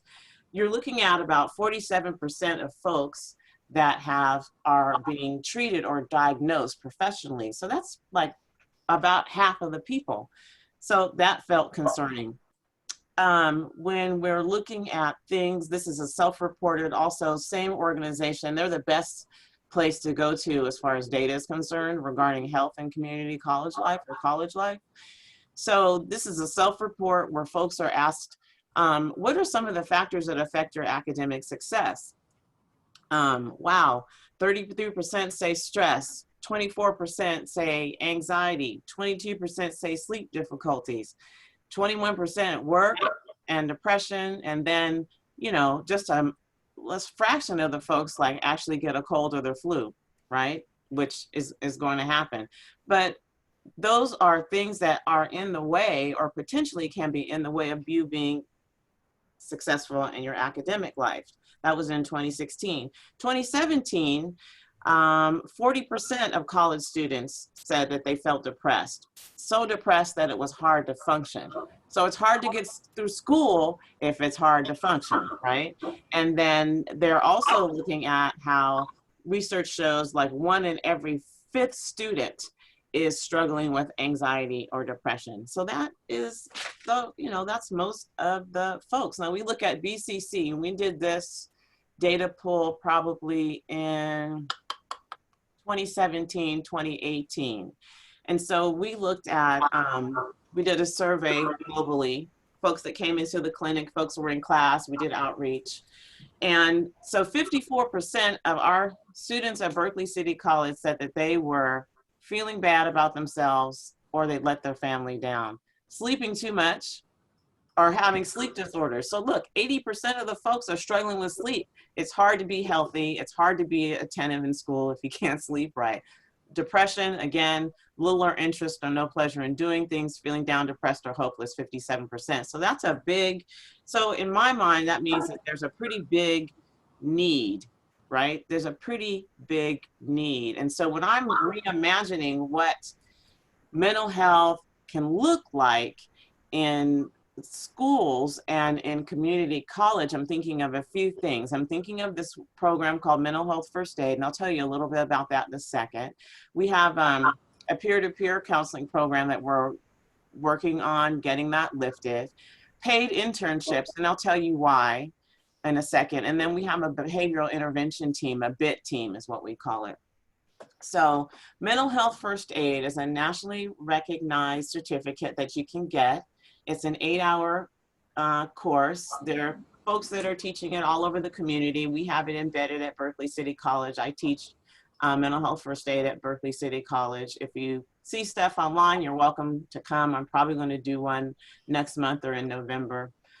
And Mental Health First Aid, it teaches you how to identify and understand what the signs of mental illness are. And then they have like a really concrete, safe way for you to engage with somebody who might be struggling with some mental health stuff.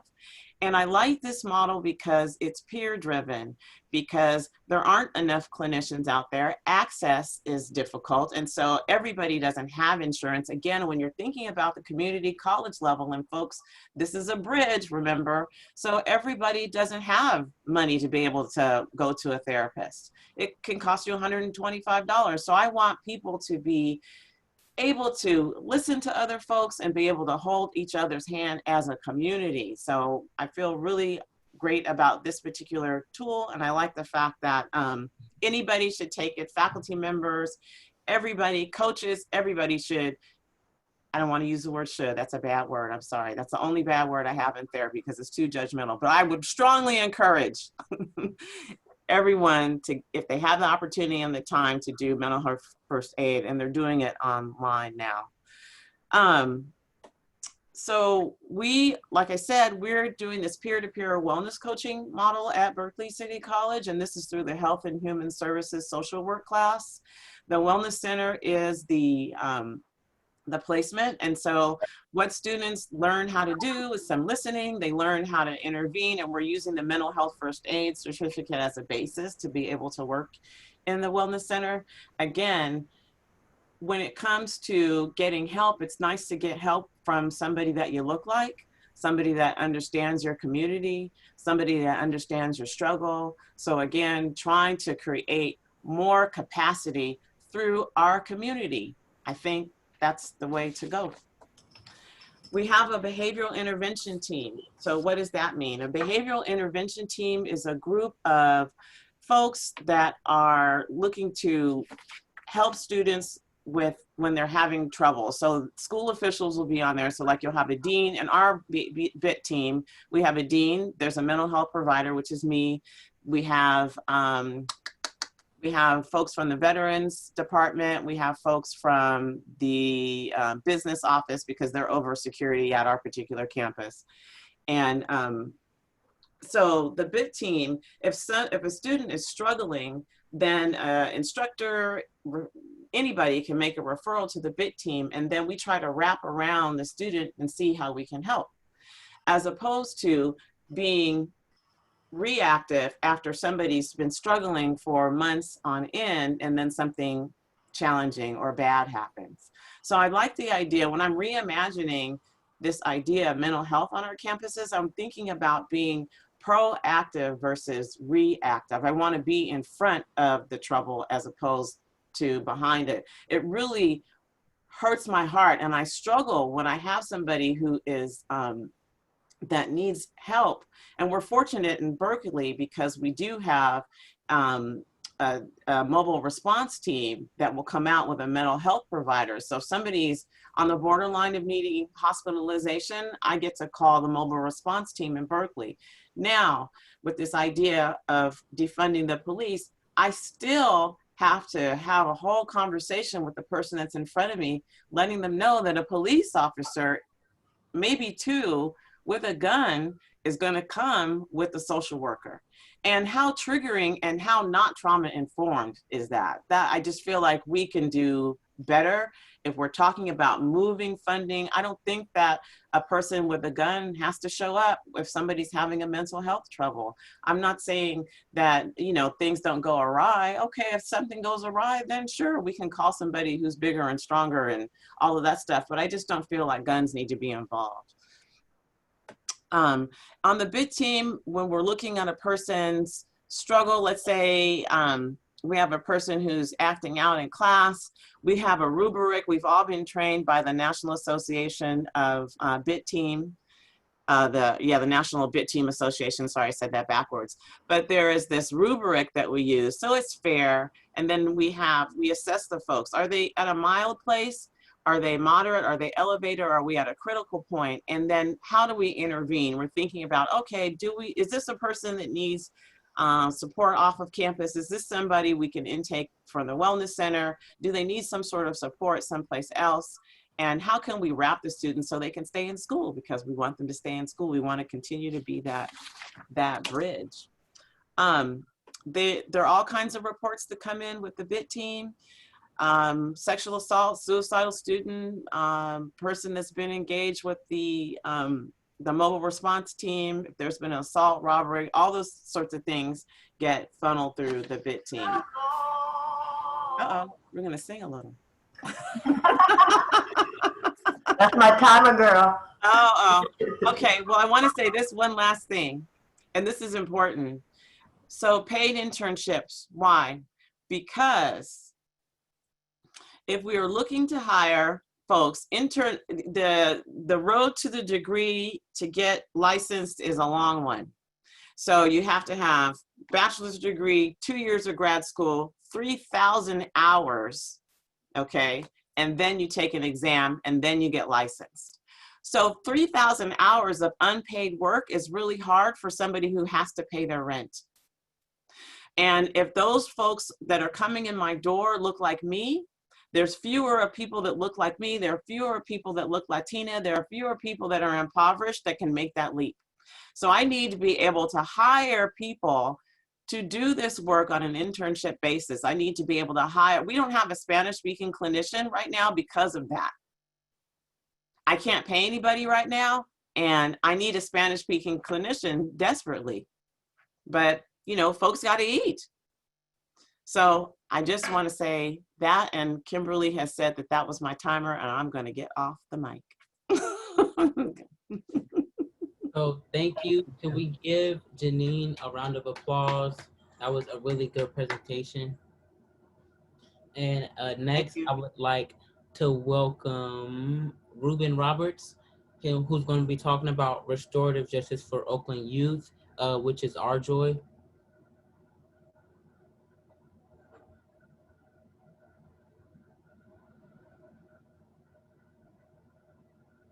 But while we wait for Ruben, I can tell you guys about ALGE, which is the model that mental health first aid counselors use. And ALGE stands for assessing the risk, or if there's suicide harm, listening and being non-judgmental, to give reassurance and information, and to encourage professional help, and then to also encourage self-help. And so that was one of the things that I learned when I got my certification. Okay, how's everybody doing? How's it going? I'm glad to see all of you here. I did a sort of a little rundown of what restorative justice looked like through Our Joy. And I'm just gonna kind of just go back and just reiterate some of the things that I shared with you guys, the folks that was on that call. And I see a lot of new faces on this call. So I'm just gonna share what I have. And I know I only have a little bit of time. Could somebody give me access to share my screen?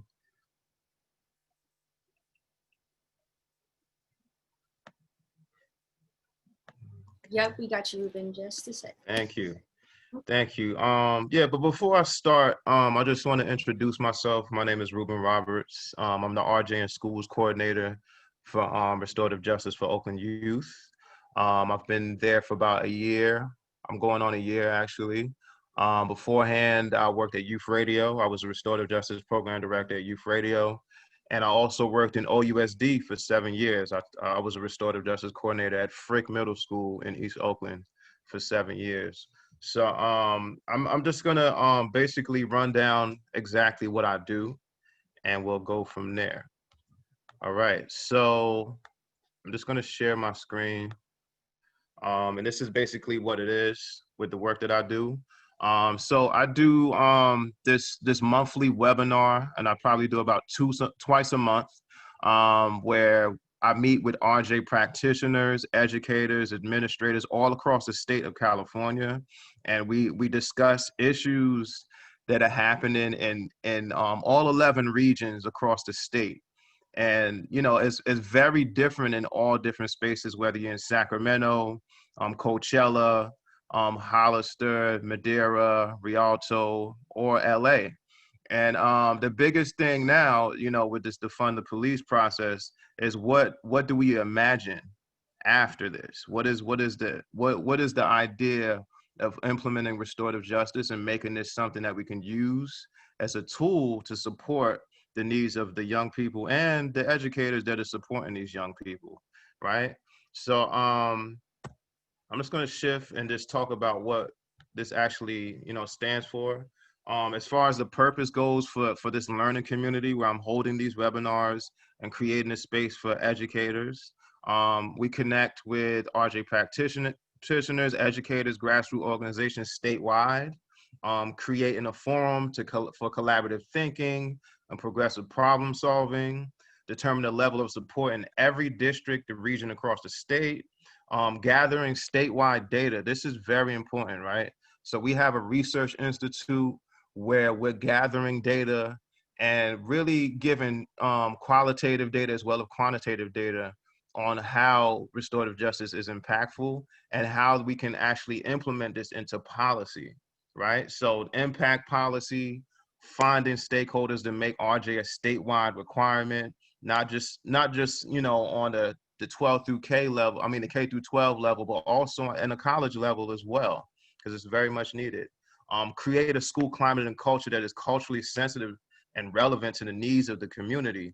If you go to Laney College, you know, you have students that are Black and brown, you know, you might have students that are homeless, you might have students that are facing, you know, a lot of, you know, different struggles, and they bring a lot of that trauma into the classroom. And if you're not well equipped to support those students, it can be difficult at times. It can be difficult at times. So restorative justice is one of those things that could create a better environment for you as an educator, as a supporter, and as a student. Addressing systemic racism, the school to prison pipeline, and abolishing police in schools and implementing restorative justice versus using punitive discipline, right? This is huge, right? As far as how we support schools, and we're not just putting Band-Aids on things where we're just gonna resolve one conflict at a time. We're talking about systemic issues that are happening in schools. If you think about who's running the schools, who's getting the funding, where's the school located, what taxes are being brought to this school, what resources are being brought to this school. All of these things need to be implemented and all of these things need to be addressed. And if you're really looking to see true change and true revolutionary like ideas, we gotta face this head on.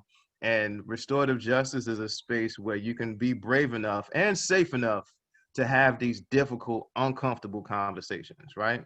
And then lastly, like establishing this list of demands pre-defund the police, right? Right now we're in distance learning, and you know, nobody's in school, at least not that I know of, that's in school at this moment, right?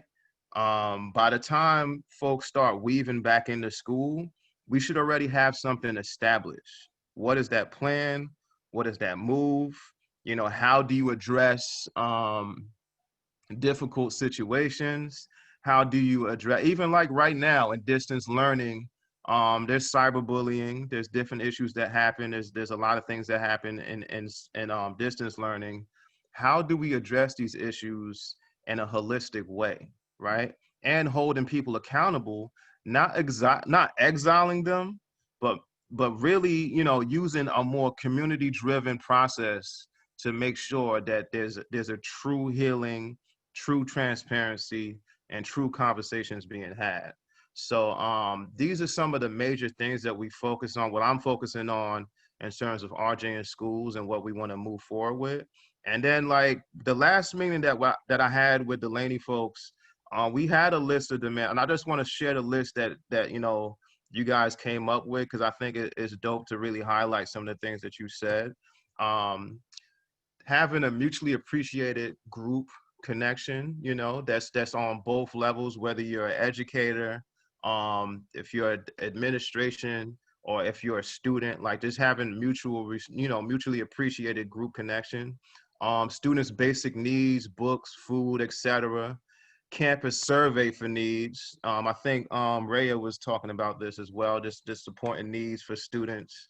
What it takes to be a whole person, a whole teacher. You as an educator, not just looking at the academic side, but also looking at the humanic side of the student that you're serving and who you're supporting.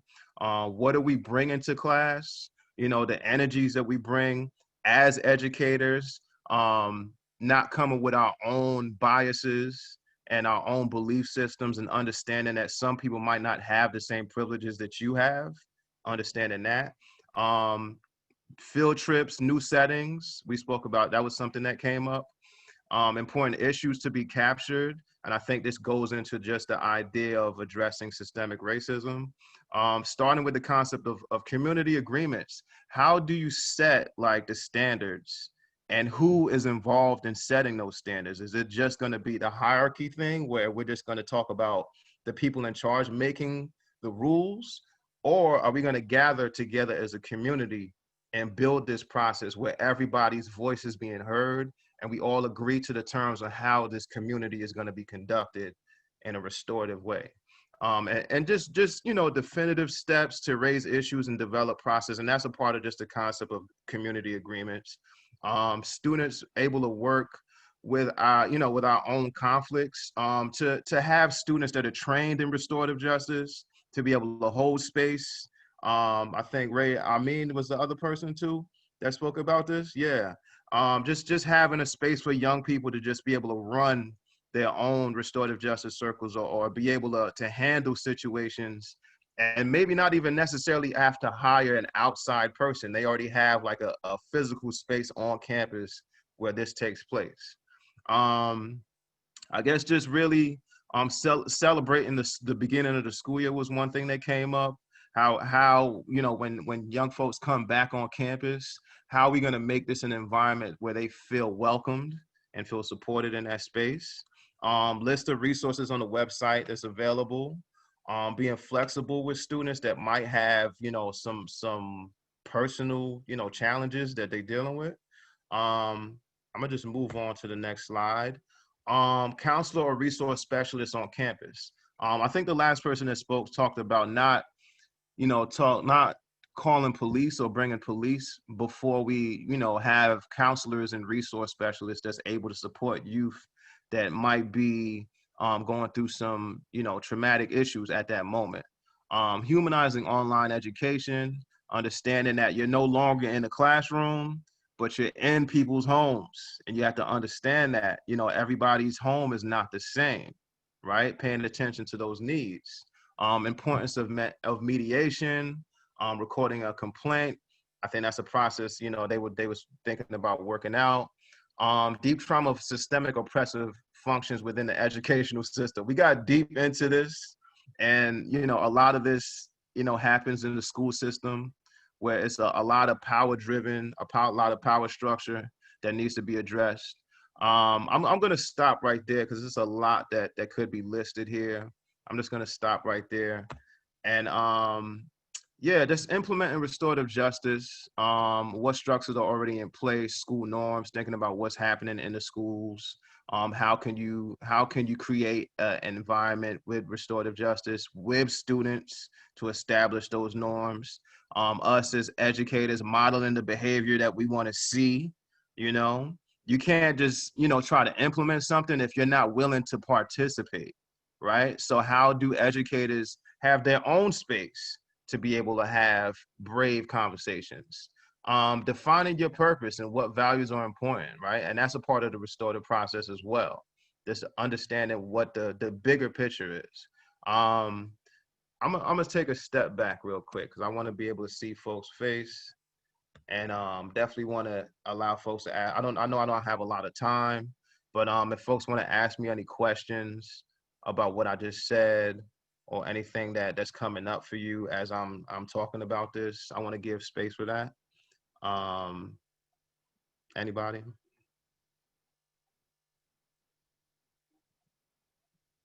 Ruben, how is someone that is interested in this work that you do, how can they get plugged in? How can they get plugged in? We do trainings all throughout the year. So you can go to our website and you can actually look up to see if any trainings are available, depending on the dates. You can also reach out to me. I don't mind putting my email in the chat room, and folks can reach out to me if they want to get trained in restorative justice. And it could be any level from tier 1, which is community building circles, learning how to just build community and build relationships with folks. Tier 2, which is really conflict and harm, which is learning how to mediate a conflict situation, like a really tough situation. And tier 3 is re-entry, where you're helping a young person that's transitioning out of juvenile hall or coming from another location and welcome them into your new environment or new community. So yeah, they can definitely reach out to me for that. Mm-hmm. Thank you so much. Mm-hmm. And we are really excited to work with Ruben going forward to make sure that we have some sort of restorative justice program at Laney. So if that excites you and that interests you, definitely reach out to us. Yeah. So can we give Ruben a round of applause for that really good presentation? So it's 11:55 right now. And so we're going to be doing a 5-minute break, and I'm going to play some music for you guys. So this song is actually from another organization in Oakland called Kingmakers of Oakland. And this is a new EP that they just released.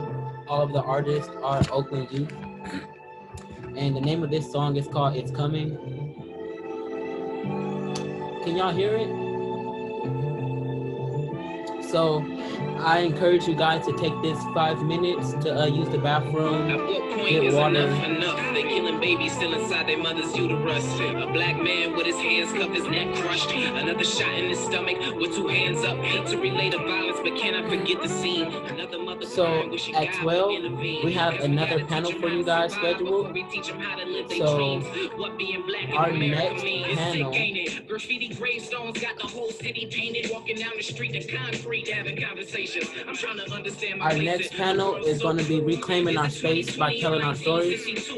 And we're going to hear real stories from real people in the community about different things that they're passionate about and what has happened to them. And, you know, we encourage you guys to keep an open mind and just listen with your hearts. And then we have another panel after that around voting and political action. Yeah, cause like a jury I serve, there's only truth in my words. I leave the hate for them birds. I'm from the city where we raised in the dirt. Generation recovering from my lifetime of hurt. Oh, Dr. King is dancing?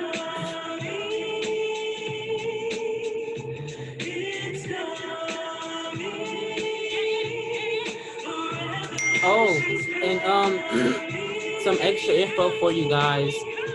The lady that you hear singing right now, her name is Barbara. She's going to be joining us at 12 to do a libation with you guys. So you guys will get to see somebody from the album.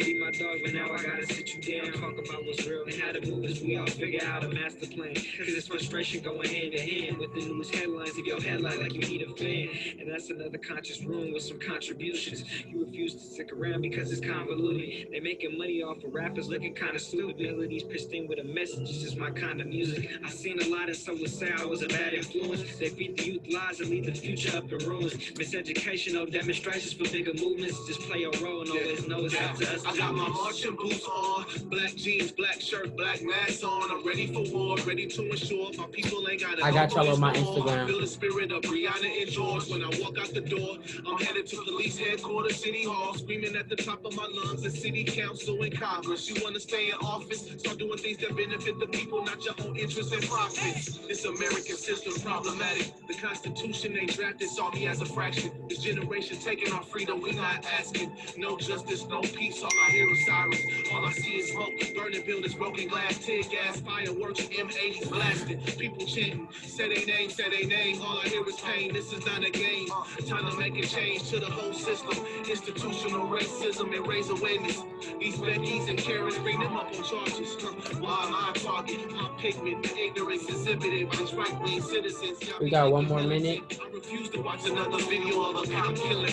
And they wondering why Kaepernick was always kneeling. Now these corporations reeling all in their feelings. It took an uprising for you to realize your privilege. Will you listen if we put a torch to your building? Hit them in their pockets, boycotts, work stoppage. Vote till we change the whole electoral process. Local elections is crucial, need our own candidates. While the world is listening, now it's time to seize the moment. All I do is speak facts, this is no cap. Health and self-love are revolutionary acts. Be a rebel, preparing your mental from the streets to this fresh instrumental. We gon' change the world, come on.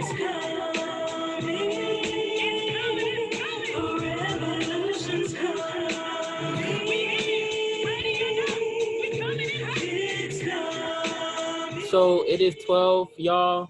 So hopefully y'all got water and bathroom break is over with. You got everything you need. We're going to jump into panel 2, and I'm going to pass the mic to Alicia. All right, thank you, Amin. So yeah, really glad that you guys have all decided to stick around. We are going to go into our second panel, which is named Reclaiming Our Space by Telling Our Stories, Abolish the Prison Industrial Complex. And so our first speaker, we'll be hearing from a few of Laney's own staff members, but our first speaker is Alicia Caballero Christensen, who is a brilliant activist educator and certainly someone I would consider a mentor. Alicia is currently a full-time faculty in Mexican and Latin American Studies and Ethnic Studies at Laney College. She has a long experience as a community organizer, beginning at the age of 15 as a youth leader at the National Conference of Community and Justice in Los Angeles, California. She's a UC Berkeley alumni, and as an adult served as a director of community engagement with the Ella Baker Center here in Oakland, focused on developing the leadership and political capacity of young activists of color in Oakland, California, like I mentioned. So we are honored to have you, Alicia. Please take the mic.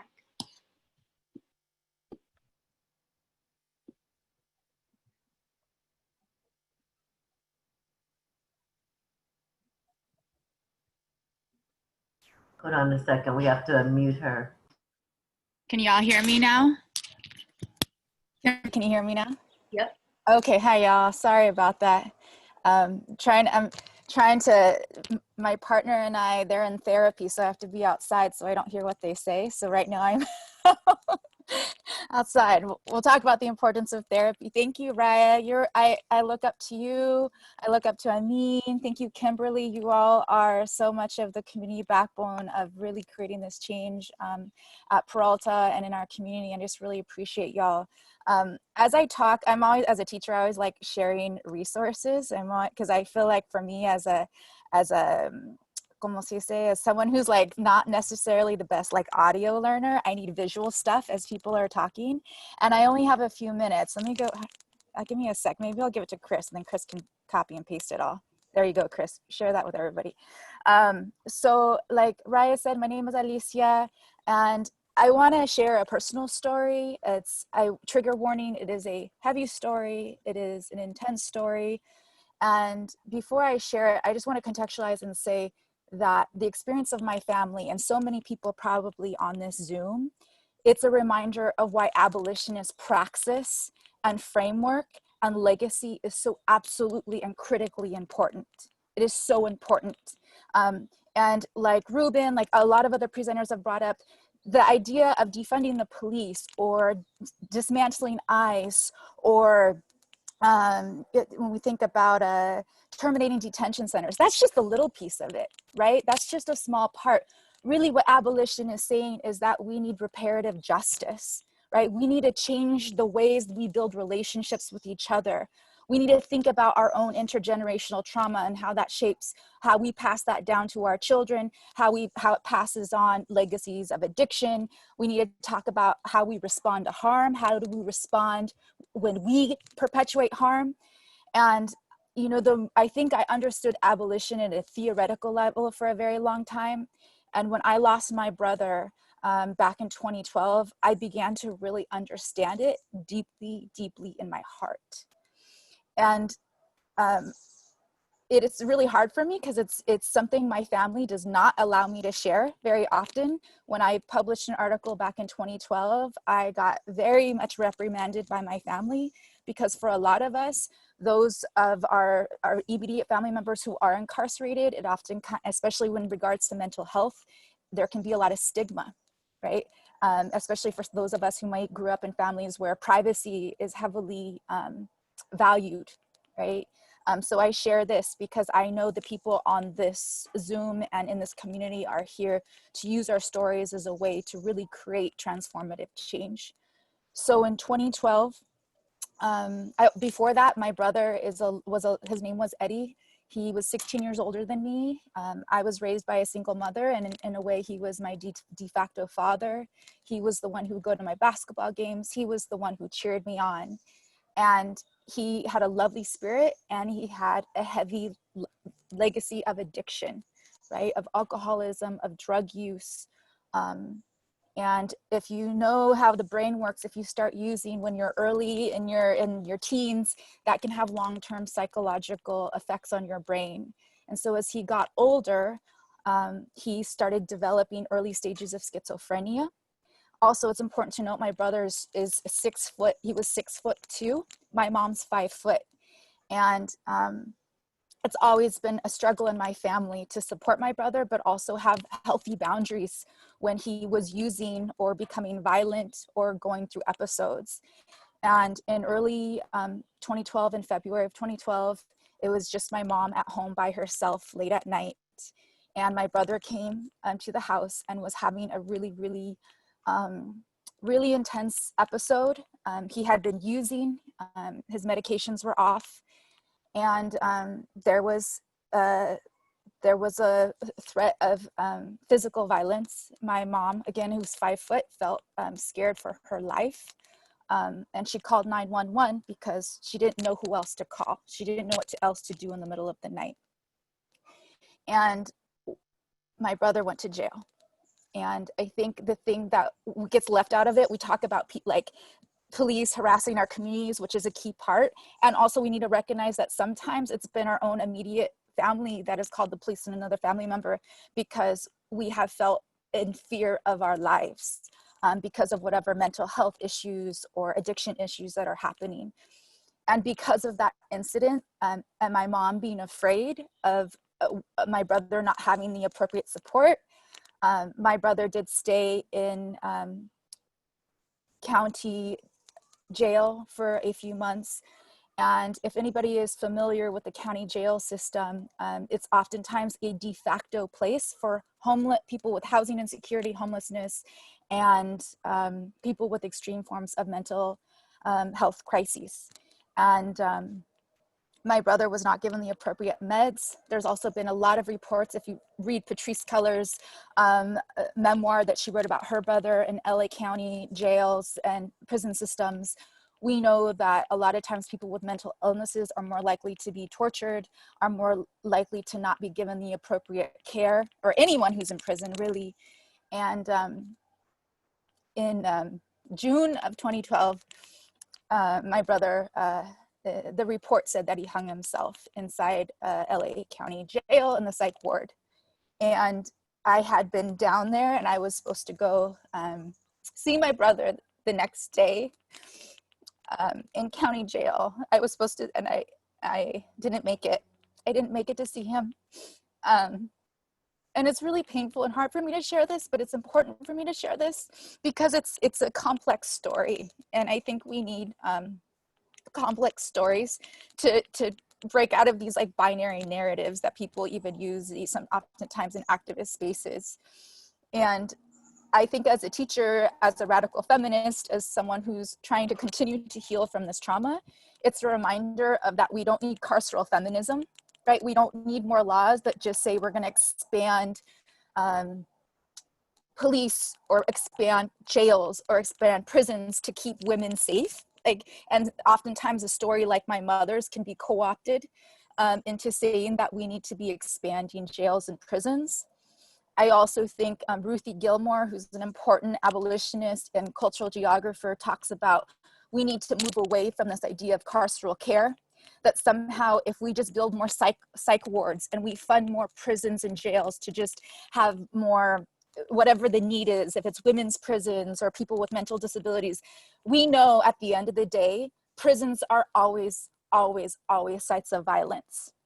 And so I think in an abolitionist framework, if we look at my family's story and the story of my brother, it's saying, yes, my mother should have never had to feel physically scared or threatened.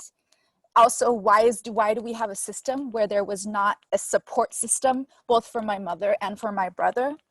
And also, what would it mean if we had a system that could repair the harm, the trauma that was happening in my family?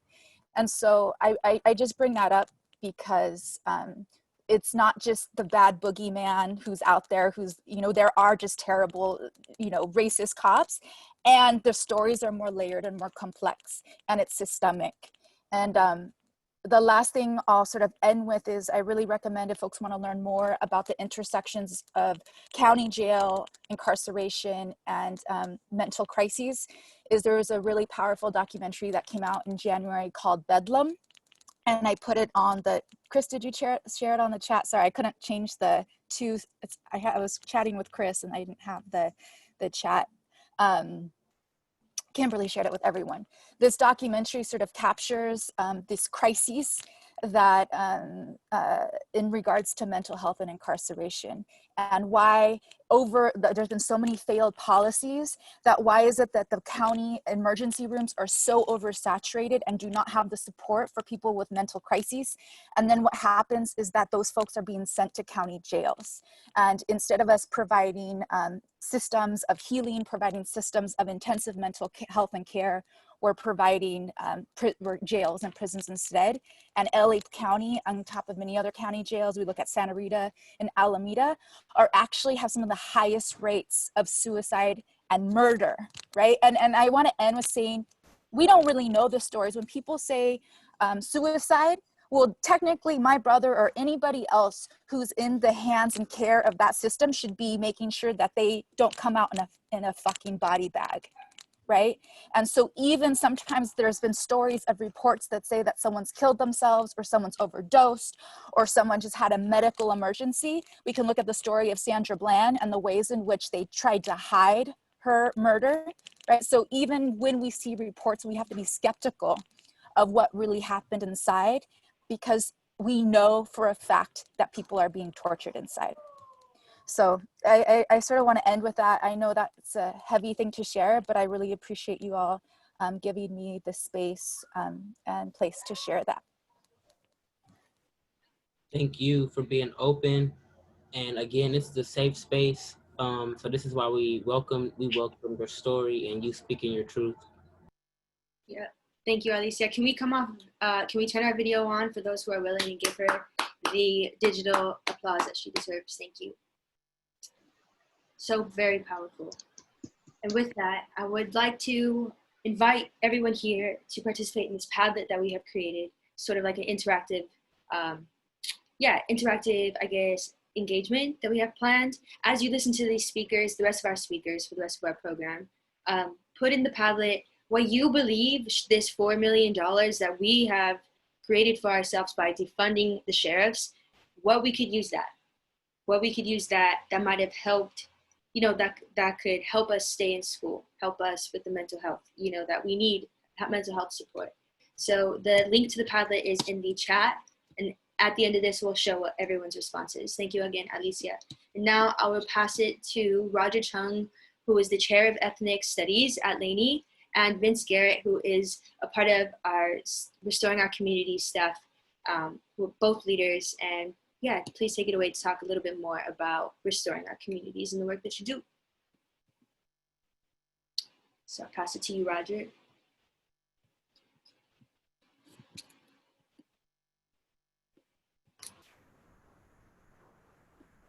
Is Roger unmuted? I am not too sure. Oh, there we are. Roger, I believe we should be. All right, I'm good now. Thank you, Rhea. Thank you so much for having me, everybody. I want to start by really just making sure that we're holding Alicia's story, thanking her for that story, and thinking about what she said and what it means for someone who might come from county jail and then look for a place like a community college to re-enter, to repair, to re-up, right? And to become socioeconomically mobile in our society. And so if we look at the landscape of Alameda County, we know that there are somewhere between 8,000 and 10,000 people on county probation every day. That's just Alameda County. That's not going to count folks that live in Alameda County with conviction records in Contra Costa, Solano, San Mateo, San Francisco, etc. This does not count, right? The 3,000 folks that are currently on parole, state level supervision, and it doesn't count countless folks with conviction records. It's estimated that nationally 1 out of 3 people have a conviction record, and even a misdemeanor is not a trivial, right, thing. Because when we talk about things like removing the sheriff, we often get responses like, well, our sheriffs and our police are doing bias trainings. And what we know is that for folks that are formerly incarcerated, for folks that have conviction records, they actually legitimately, by law, right, are allowed to be biased against, whether that's finding a job, whether that's finding housing, or whether that's doing a background check to see, right, if they're quote unquote guilty, right? And so we're not really talking about a small population at Laney College right now. We're not talking about a small population in the county of Alameda. We're talking about a county that's deeply, deeply harmed and impacted by the criminal justice system. And so in some ways, even abolishing the police, even removing the sheriff isn't enough. We won't be living in a post-sheriff society, right? We still have to kind of go back and really heal the harms, right? And heal kind of the depth of the trauma that a lot of our students and even our faculty and staff have kind of faced coming to Laney College. And so again, like Rhea said, my name is Roger Chung. I chair the Ethnic Studies Department at Laney College, and I also direct our program for formerly incarcerated students. I want to cede most of my time to my guy, Vince Garrett, right? Who'll talk a little bit about his experiences navigating the Peralta system and now becoming a leader in the Peralta system. And so when we began thinking about the depth of the impact that the criminal justice system has in our region and our county and our state, one thing was glaring to me, and it was that we have a 100% acceptance rate at Laney College. We'll accept everybody. But the question of whether or not we would accept formerly incarcerated folks in our faculty, our staff, and our leadership was something that was not clear. And so when we started ROC, we really wanted to be intentional about providing leadership from impacted folks, and Vince was one of our first folks. And so I'm gonna try to pass the rest of my time to Vince so we could talk about our program, but also talk about his own personal experience. I'm gonna throw it to you, Vince.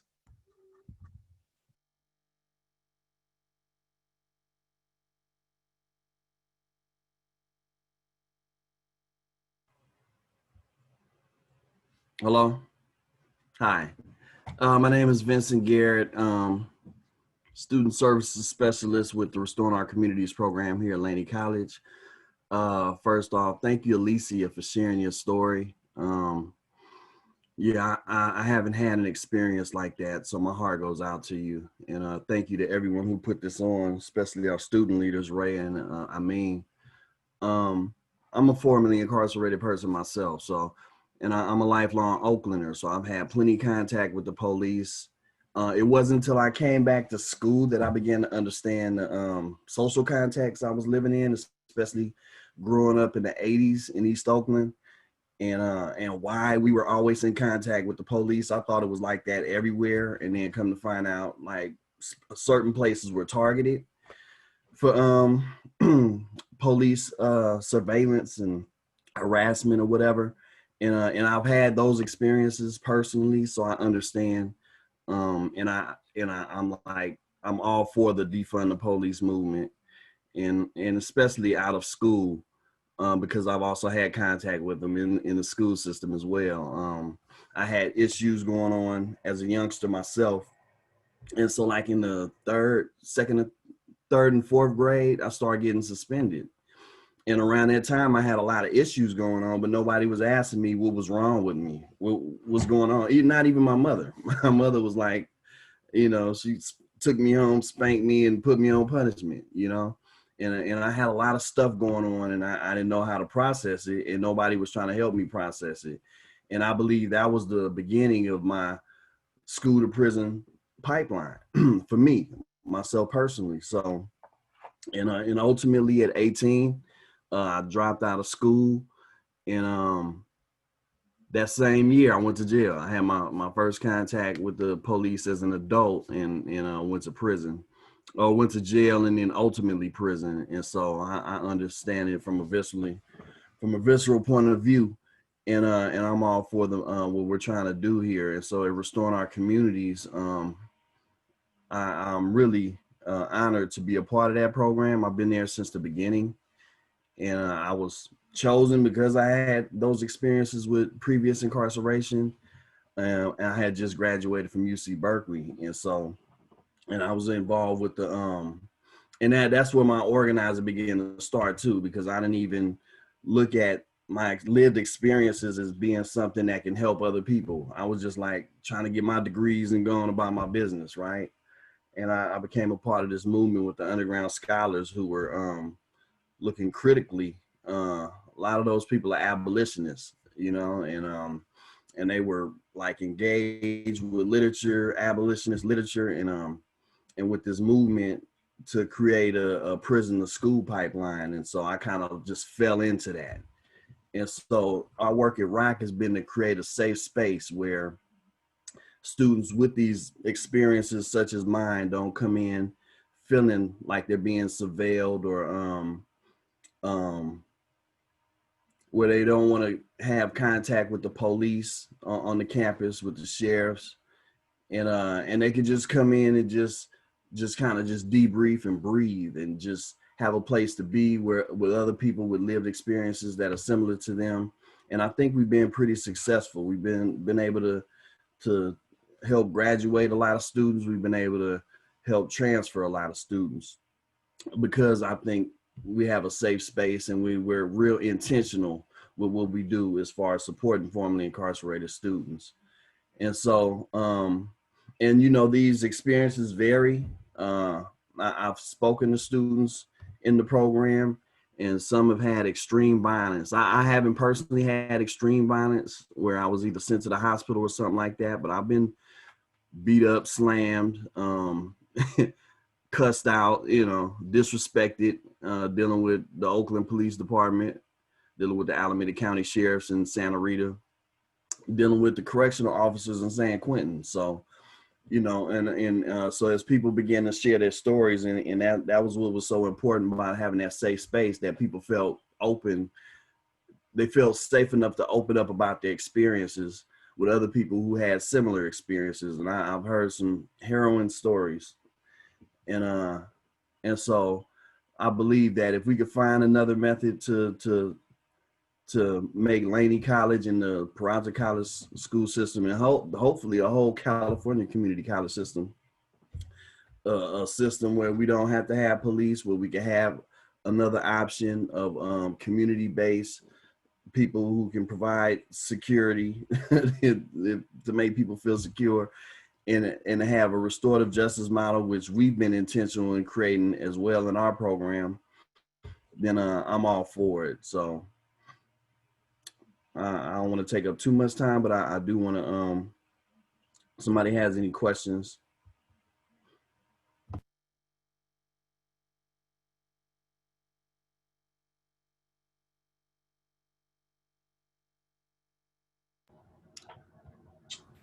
If nobody has any questions, I'm going to lead you guys, or I'm going to welcome Barbara to the space so that we can go through a libation. And Barbara is one of the singers you just heard on the Revolutionary Remix. So can we give her a round of applause and warm welcome? So during this libation, Barbara is going to be leading it, and I'm going to be here with the plant, pouring the water in as we speak names. And so I'm gonna just pass the mic to Barbara. Hi, everyone. Thank you so much for having me. My name is Barbara, but I go by B. My pronouns are they, them. The libation is basically an offering to the ancestors and those that we have lost. And I have a list of names, but then once I've said probably about 15 or 20 names, you guys are free to say your names as well as we continue to pour the offering onto the plant. And I'll go ahead and begin. I mean, you ready? Yep, I just had to plug up my computer. Okay. So I'm just gonna go through. David McAtee. Ashe. Ashe. George Perry Floyd. Ashe. Ashe. Drayshawn Sean Reed. Ashe. Oscar Grant. Ashe. Sandra Bland. Ashe. Ashe. Trayvon Martin. Ashe. Ashe. Rayshard Brooks Michael. Oh, sorry, Rayshard Brooks. That's one name. Ashe. Michael Brent. Ashe. Ashe. Charles Ramos. Ashe. Ashe. Breonna Taylor. Ashe. Mercy Mack. Ashe. Tatiana Hall. Ashe. Rayla Stone. Ashe. Tatiana Coquise Jefferson. Ashe. Emantic E.J. Fitzgerald Bradford Jr. Ashe. Oluwatoyin Salau. Ashe. Deborah Danner. Ashe. Malaysia Brooker. Ashe. Chinedu Okobi. Ashe. Daniel Prude. Ashe. Aura Rosser. Ashe. Stephon Clark. Ashe. Botham Jean or John. Ashe. Orlando Castile. Alton Sterling. Ashe. And Michelle Casso. And now, if you have any names that you would like to say. I do my uncle, his name's Tyrone, so Ashe. Ashe. I'll say my Aunt Essie. Ashe. Ashe. And we could probably just do 3 more, or whichever names are being said now. You guys can unmute yourselves or just drop them in the chat. I would like to add a name. His name is Derek Jones. He was killed in 2009. Ashe. Ashe. I'd like to honor Alicia's brother. I didn't catch his name, but Mr. Caballero Christensen. Ashe. Zena Belcher, brother Leo Belcher, was killed by the police. Ashe. I want to give one acknowledgement to Cameron Simmons. He worked for RJoy and he was murdered on I-80 last month. So. Ashe. Alan Buford was killed by the Oakland police. Alan Buford. Ashe. Is that all? Do you guys feel comfortable with this? So I'll also do a libation for all of us to have healing energy in our lives, stay positive and stay strong, so we can end this on a positive note and make sure we're going forward with, you know, good energy in our lives. So Ashe to that. And that's going to close out our libation. So can we give Barbara a super big thank you for leading that? Thank you all. Thank you so much for having me. Yes, we really appreciate you coming. And so now. So now we are going to move into a Q&A.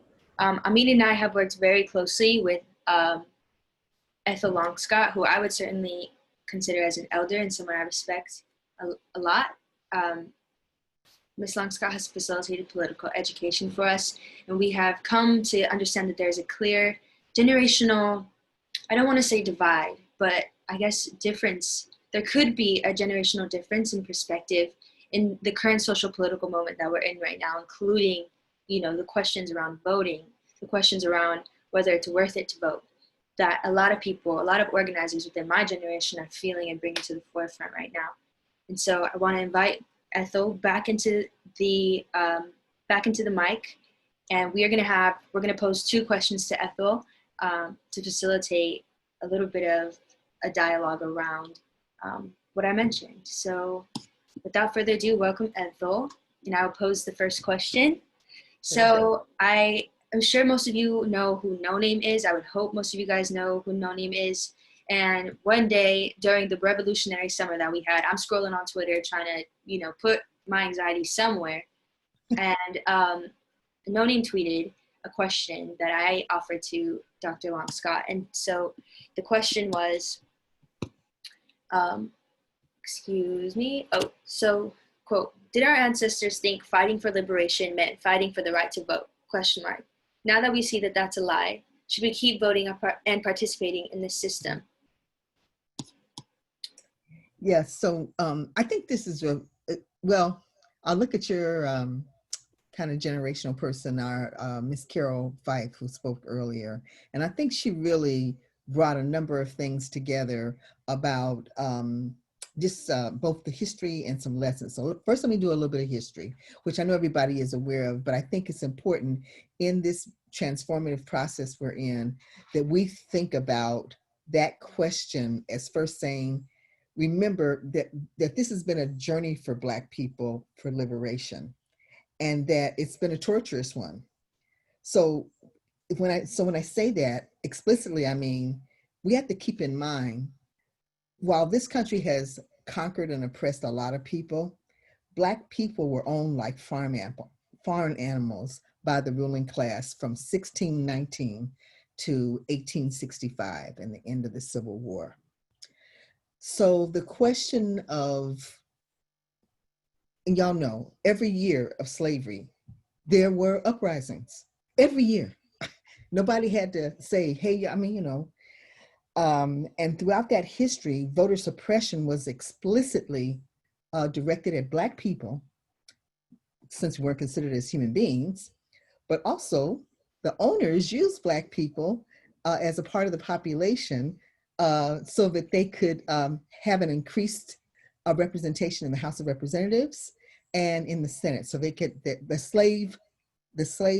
slaveocracy could control Congress. So people remember the 3/5 issue. It wasn't that they had considered that Black people were certainly some portion of humans. It's so that they could show up on the rolls and increase their numbers. And especially as the industrial working class began to grow in the North. So we need to really understand that from the beginning in this country has been a story of oppression and voter suppression. And we didn't write the story, it's what we inherited. And so so what do I mean by that? Just think about this. At the abolition of slavery, which led to the expropriation of $4 billion in slave property that was returned to the slaves themselves.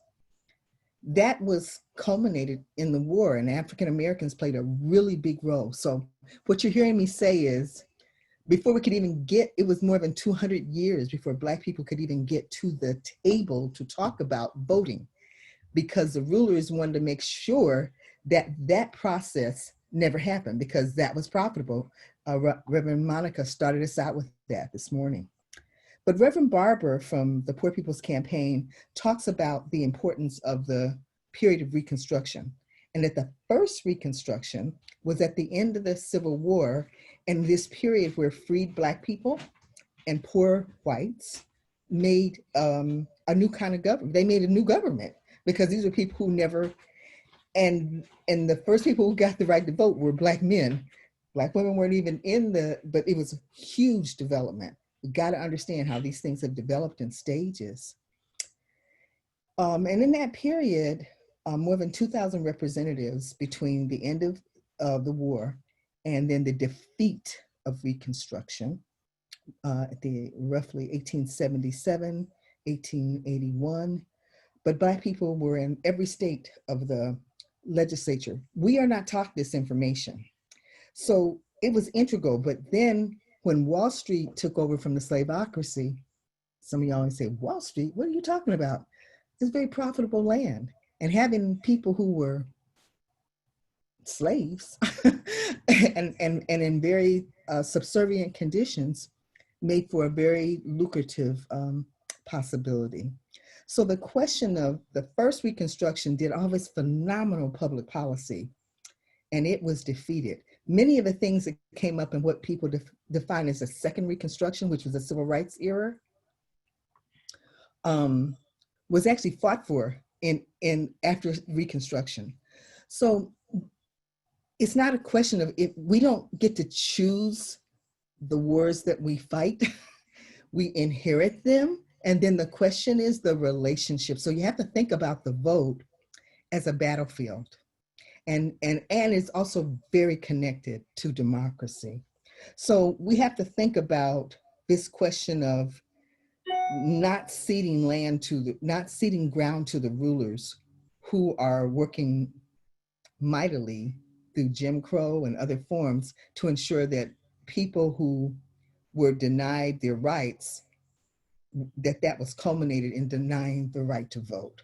So I just want to give the history, even before we get to fast forward today and the third Reconstruction that some people consider that we're fighting to try and establish. So I just wanted to give that, and just finally, before your second question, a big lesson that the social movements, and it's not only Black, but also the labor movement, women's movement, is that we have to work on three arenas at any given times: in the courts, on public policy, and in the streets. So it's not voting or liberation. These are the tools and the paths to liberation. And if you look at those things, I mean, obviously the courts are being shut off to workers of this country in the next few weeks. And obviously the public policy has been a contentious one, but the streets is ours. So I think that we shouldn't think about them in categories, but rather how do we mesh those together, especially when we're facing a failed state and the implosion of end-stage capitalism. I'll stop. Thank you for that. Thank you for giving us context and everything. And so my next question kind of is somewhat around the same thing, and it is, will our vote even matter? And is voting the end answer? Because will it lead us to liberation? And then how can we use our vote to help our community? So I'm going to start at the end of your question, because I think you're right, they are connected. First of all, we know history really has taught us that our vote matters when we combine our efforts together in a united manner towards a common vision and towards a common strategy. Now that seems like those words are easy to say, and everybody on this call knows how difficult it is to in fact accomplish, because the ruling class is very good in developing divide and conquer methodologies, especially between struggling people. I was listening to the panel right before, and in all of those, I just kept thinking about these are people. We're up against whole institutions, and families are thrown into this situation 24/7. But you don't expect to have your loved one go to an institution. Well, people are more aware now, but you don't expect them to be there. There's going to be some horror chambers where they're going to be tortured. But a part of the movement that your generation is helping to wake up is that you're waking up people to understand that we are dealing with institutional problems with capitalism. So I want to start at the end, because I want to highlight the real danger that I think we're facing. I think that, so we have to start with, this is a legacy that we had to fight for. And I want to use a question that you asked me and just give an example. 2 years ago, the workers in Florida did a phenomenal effort to essentially re-enfranchise men and women who were their rights to vote after being incarcerated. They had challenged it, and the population voted like 65% in an initiative to re-grant that population the right to vote, 1.5 million people in Florida. Well, business didn't really want to see that happen. And so what they did is they installed new poll taxes, things again that had been used against Black people, once again, now have been extended. And now several courts, because of this election, they have said, well, oh no, you might be, yes, the population voted for that, but now you've got to pay all these fines and things that the state imposes when you are incarcerated. And oftentimes the men and women don't even know what those costs are. These are just efforts to essentially suppress and stop the vote. So, but the conclusion isn't that we should cede that ground. The conclusion is we have a great deal of danger. And right now I'm gonna step away from speaking as a representative of the Poor People's Campaign and speaking as a planning committee member. I'm gonna stop being that right now. And I'm gonna speak as a Black woman. This election is about, will there be, and the importance of defeating Trump is about the ability of state-sponsored institutions to execute Black, brown, and poor people at will. Now, you can say there's a lot of people that are doing that, but we have an administration that essentially is the Mussolinis of this period, the Hitlers of this period. And they have fostered many of these views as anti-Black views. We have to see this as a really important clarion call. It is not, yes, this is a protest vote. It is important that we protest Trump and then everything down ticket in just the way that Carol talked about. This is a life and death issue, because otherwise we are saying that white supremacists, because not we, they are saying, they have sanctioned these white supremacists that are terrorists should in fact continue to run the government and can continue to use state-sponsored and extra-legal terror against the full population of dissenters. Again, in Florida, what they just, to threaten the protesters in Florida, they have said if anybody protests, if any acts of violence happen in that state, they could face, anyone, even just in the demonstration, could face up to 15 years of incarceration. This election matters. But let me just say, it doesn't just matter to vote. It matters to fight on all of those basic needs at the same time. So I just want to, if someone tells you, well, they're all corrupt, they should all, pish posh, doesn't matter. We need to challenge that. We don't need to give up on our folks, but we need to challenge that, because I would say that history challenges that. And we need to challenge people to have both backbone and clarity. Okay, I think the big thing is about the role of the Trump, and represents these billionaires, and he's not the only one. But I just wanted to clarify that when I made those explicit statements, I wasn't speaking as the Poor People's Campaign. I was speaking as Ethel Long Scott. And we might be, I don't know if our time, I don't know if there's another question, or I don't know if, where we don't have any more time we need to move on to the next panel, but. Yes, so. That was amazing. Yes, can we give Ms. Ethel Long Scott some appreciation? Thank you for your in-depth answers and context. And so now we're going to move into panel 3, voting and political action building, a reimagined campus, city, and world. And so we're going to start with Alejandro Acosta, who is classified staff, and he's going to be talking about the history of police against labor in the current movement, and also organizing within unions to separate from police unions. So if we go welcome Alejandro, thank you. Thank you. Can people hear me? Yes. Is it possible for me to share my screen? Yes. How do we do that? Right now it's disabled. make him host, a co-host. Oh, make you a co-host. Okay. Where'd you go? Okay. Here you go. I'm making you a co-host. Thank you. Sorry for slowing things down. No problem. Okay, I just got a little PowerPoint here to try to keep me on track. So I am classified staff at Laney College. The classified staff at the Peralta Community Colleges are basically all people who work there who aren't administrators or faculty, for folks that aren't aware of that. Janitors, me, myself, I work in the theater building. A lot of instructional aides, we're all classified staff. And most of us are, well, all of us are part of one of two unions. I'm Local 1021, which is SEIU, a national union. And the custodians and stationary engineers are Local 39, which is a stationary engineers union. Anyway, so I wanted to talk a little bit today about the efforts in my union and sort of larger in the labor movement in the United States to disaffiliate police from our unions. And I wanted to start out, I'm gonna try to keep this as quick as possible, with why basically these movements currently exist to basically kick police out of our unions.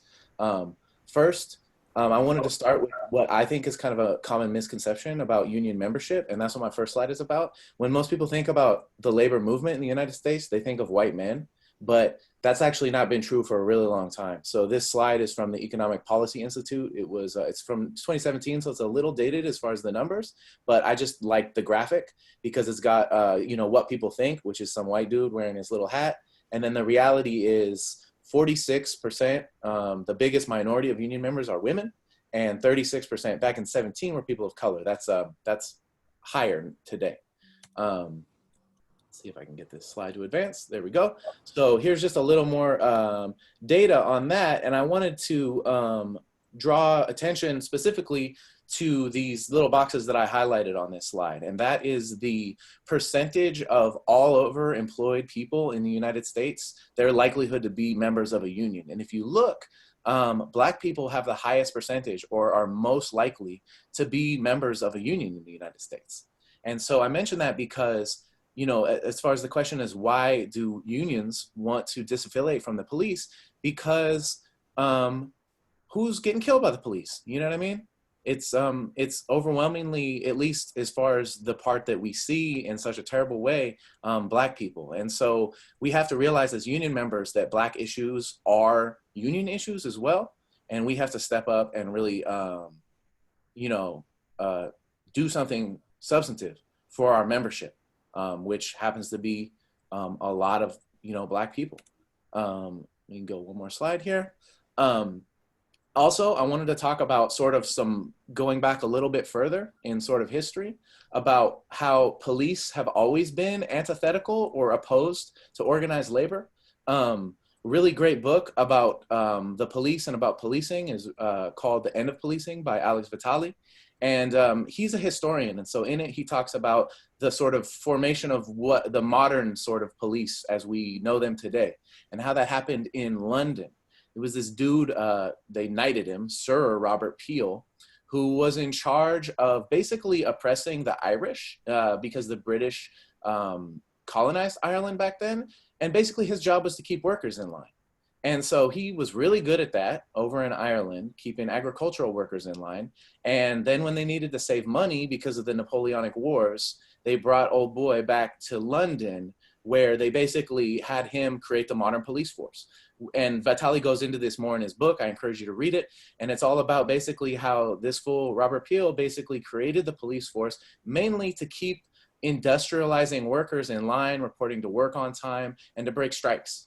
And of course, we know also how, the history in the United States about the police, about, how that evolved out of slave patrols, and then how all of the tactics that they developed during the 1920s and 30s, defeating strikes and organized labor, were then employed into, the general methods of policing and how that's used against all of us today, right? So that's just going back a little further why unions should not be down with the cops at all. The cops have always been there to break our strikes. They have always been there to defend property rights and property owners, or, the 1%, basically, the people who are our bosses. So just also like bringing it back to modern day, one of the really galvanizing things in the movement has been the union members who have been murdered by the police. So just for instance, I have a slide here of Philando Castile. He was Teamsters Local 320, you know, and y'all know what happened to him. And then, you know, police were only admitted to the AFL and CIO in 1918, I think, which is fairly recently. And up until that point, I have a quote here from the American Federation of Labor from 1890 saying, you know, that policemen and militiamen are often controlled by forces inimical to the labor movement. So the American Federation of Labor was very vocal about that they didn't want cops in our unions in the first place. And then at some point that flipped. So this movement is also kind of a reclaiming of like this longer standing union opposition to the cops.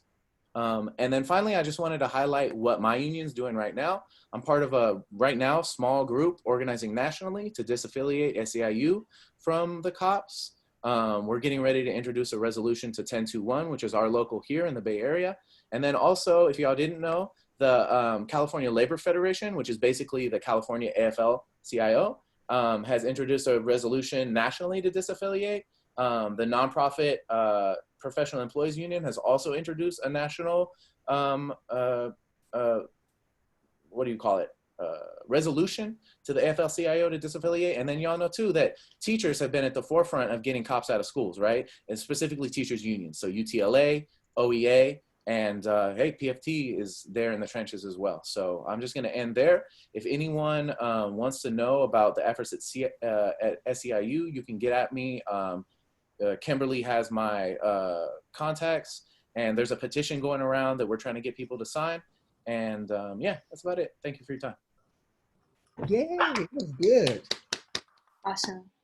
Thank you so much, Alejandro. There are so many like pieces to this work. There are so many different, I guess, like ways that you can get involved, and like it is all needed and all appreciated. And if you have any doubts of where you fit into this movement, allow us to crush it. Like there is a place for you. You are needed and welcomed in this fight.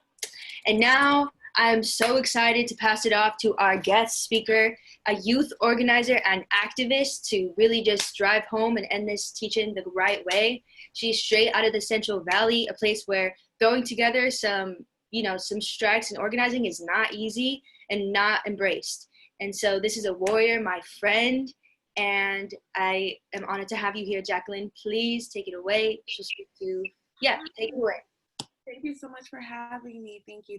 I love you, Rhea. Oh my God. I just want to thank all my elders in here, all my peers in here for embarking on your wisdom, giving it to us. I appreciate that. I appreciate your time. It's not taken lightly. Ashe. And I kind of wanted to come to you and speak as not only a youth organizer, but a Black woman. And I have the book, Are Prisons Obsolete, here by an amazing woman, an activist and revolutionary, Angela Davis, that I was blessed to be able to meet a couple months ago. There's a line in her book that really, when I read it, it really, really hit home. And as a woman, it really put into perspective my place, or our place in society, our place in the movement, and our place in our interpersonal relationships, and how everything trickles down to from like the world all the way into your own personal spaces. She says, since women were largely denied public status as right-bearing individuals, they could not easily be punished by the deprivation of such rights through imprisonment. And this hits home because one, and Breonna Taylor's jury indictment trial was this morning, and only one of the officers were indicted with a crime for her killing, which as an abolitionist, it's a really awkward place to be, because obviously you know what we're working towards, and in the current times of what we are, like what justice can be perceived as now, I'm not even looking as the act in itself, but it's the nerve of the state to impose all the rhetoric on us that like, oh, justice is served, justice is this way, and they don't even see Black bodies as being worthy of getting justice, even on their own terms of what justice means to them. So of course it's not going to mean justice to us. And it put a damper on my mood, and I had a different speech, but I felt a calling that I had to come speak about this. And I feel like what Ms. Davis was saying when she was saying that since women in the prison system were largely denied like status and public rights, like women at that time, the earliest corporal punishment of women in America was to be beat by their husbands, was to put into domestic work so they could be reformed as like women or proper ladies in society. So you can also see how through imprisonment, it didn't make sense in a societal sense, because you can't take away rights from a person who doesn't have them in the first place. So when women are put into prison, or women go to prison, or women encounter state violence, it's often sexual violence, because strip searches are sexual assaults mandated by the state. And so many things happen to women in prisons, and women dealing with police violence, and women on school campuses with dress codes and inappropriate comments from professors, and so many things, because the term, oh, it's not political, bothers me, because I personally feel like everything is political. The movement is not just tied down to the voting booth. It's not just tied down to marches. It's not tied down to just writing a cute speech and getting on the stage and now you did your due diligence for the year. It's tied down into having those tough conversations with your sons, with your fathers, with your grandfathers. And I'm an immigrant, came to America when I was 1 from Cameroon. And so I often find myself especially grappling with a multitude of identities that I have to juggle. But it is essential to have those interpersonal relationships that you have, and have those hard conversations about women's place in the workplace, in like media, in politics, and all of it. And I just want everybody to go home today, think about what she said. It puts into perspective a woman's place in current times in this movement and everything. Think of Breonna, send her family your wishes and your prayers. And another thing that I read is that, because this book was written in like 2004, so I'm pretty sure that's around, don't quote me on that, but around there, Miss Davis says in her book that as of the time the book was written in 2004, there are enough women, there are more women in prison in 2004 than there were in the entire U.S. population of the 1970s. So we often march in the street for men and cisgendered men who are affected by state violence, but we often forget the women and the youth, Oluwatoyin Salau, who dedicated her life to fighting for our men and our people, but then often getting the most mistreated, the most mislooked. Our transgender sisters, our non-binary siblings as well, and it's just really disheartening. And I feel like I had to come on here and share that, because uncomfortability is change, and we have to sit in that uncomfortability and refocus and reevaluate how we treat those people in our lives, because that will trickle down into the movement. So yeah, the movement starts at home, the movement starts at work, the movement starts in your bedroom, the movement does not start when you put on your docs and you go march. So think of our women, think of our non-binary siblings, think of Breonna. Thank you. Thank you. Please turn on your video and give Ms. Azah the virtual applause that they deserve. Thank you, Jacqueline, for your powerful words. And now we have made it to the end of the teach-in. Thank you to everybody who's joined right at 10 and stuck with us the whole time.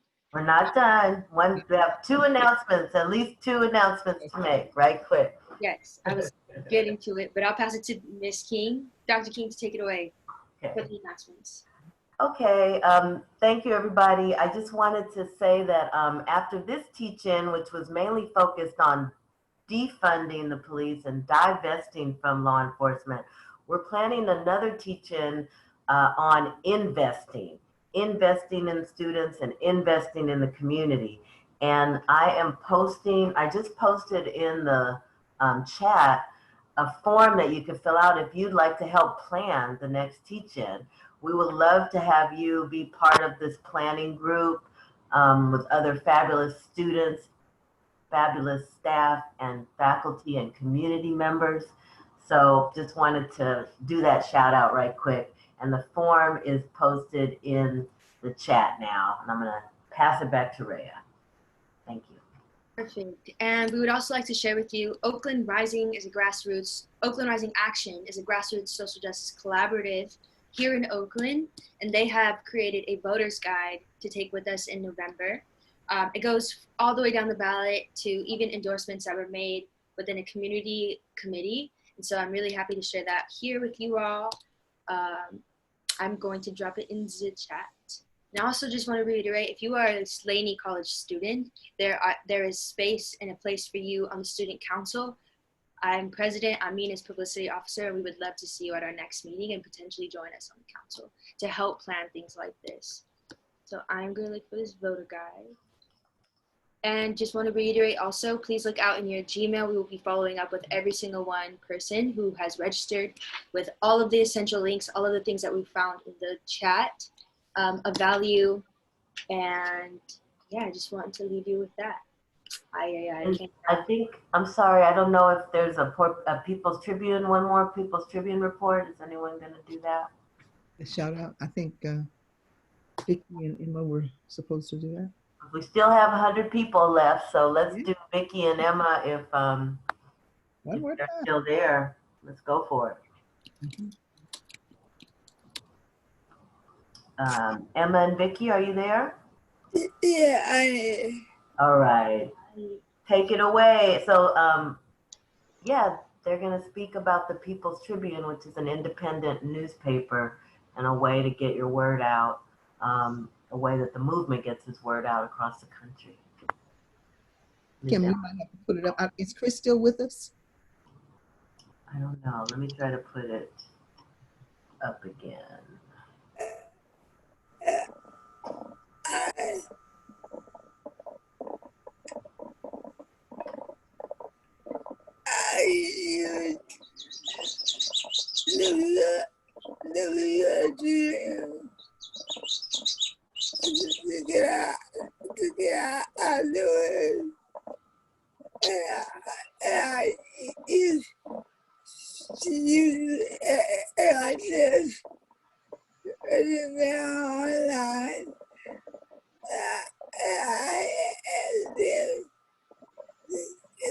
Online too. They can use it. I use the People's Tribune to get out the word, and I used to use it in my church. You are hearing the voice of Emma's uncle, Austin Long Scott, and I'm going to read the statement that she wrote. My name is Ms. Emma Denise Milligan, and I have a disability. You can hear it in my voice, and if we were meeting in person, you would see me in a power wheelchair. I like the People's Tribune because it lets me read about other people's experiences and the struggles they are going through. When I read other people's struggles, I know that I am not alone. I chose the article, "This is the Revolution," to talk about because it explains how the times are changing real quickly and how we need a revolution to create a country that supports us.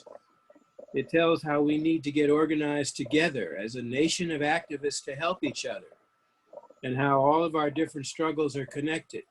Black lives, immigrant rights, defunding the police, rent relief, climate change, healthcare, and more.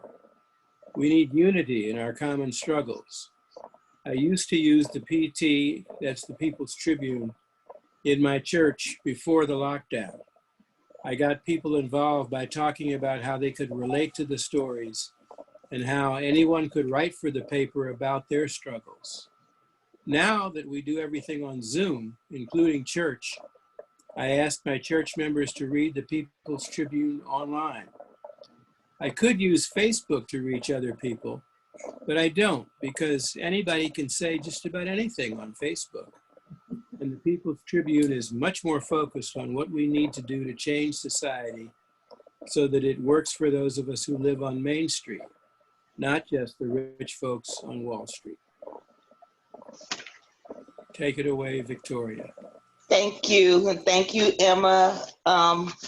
So for anyone who wasn't there earlier, I just want to say that we use the People's Tribune as a way to get people involved and to advance our movement. I've been reading the People's Tribune for several years before working with the Poor People's Campaign, and I've used it for guidance and for direction.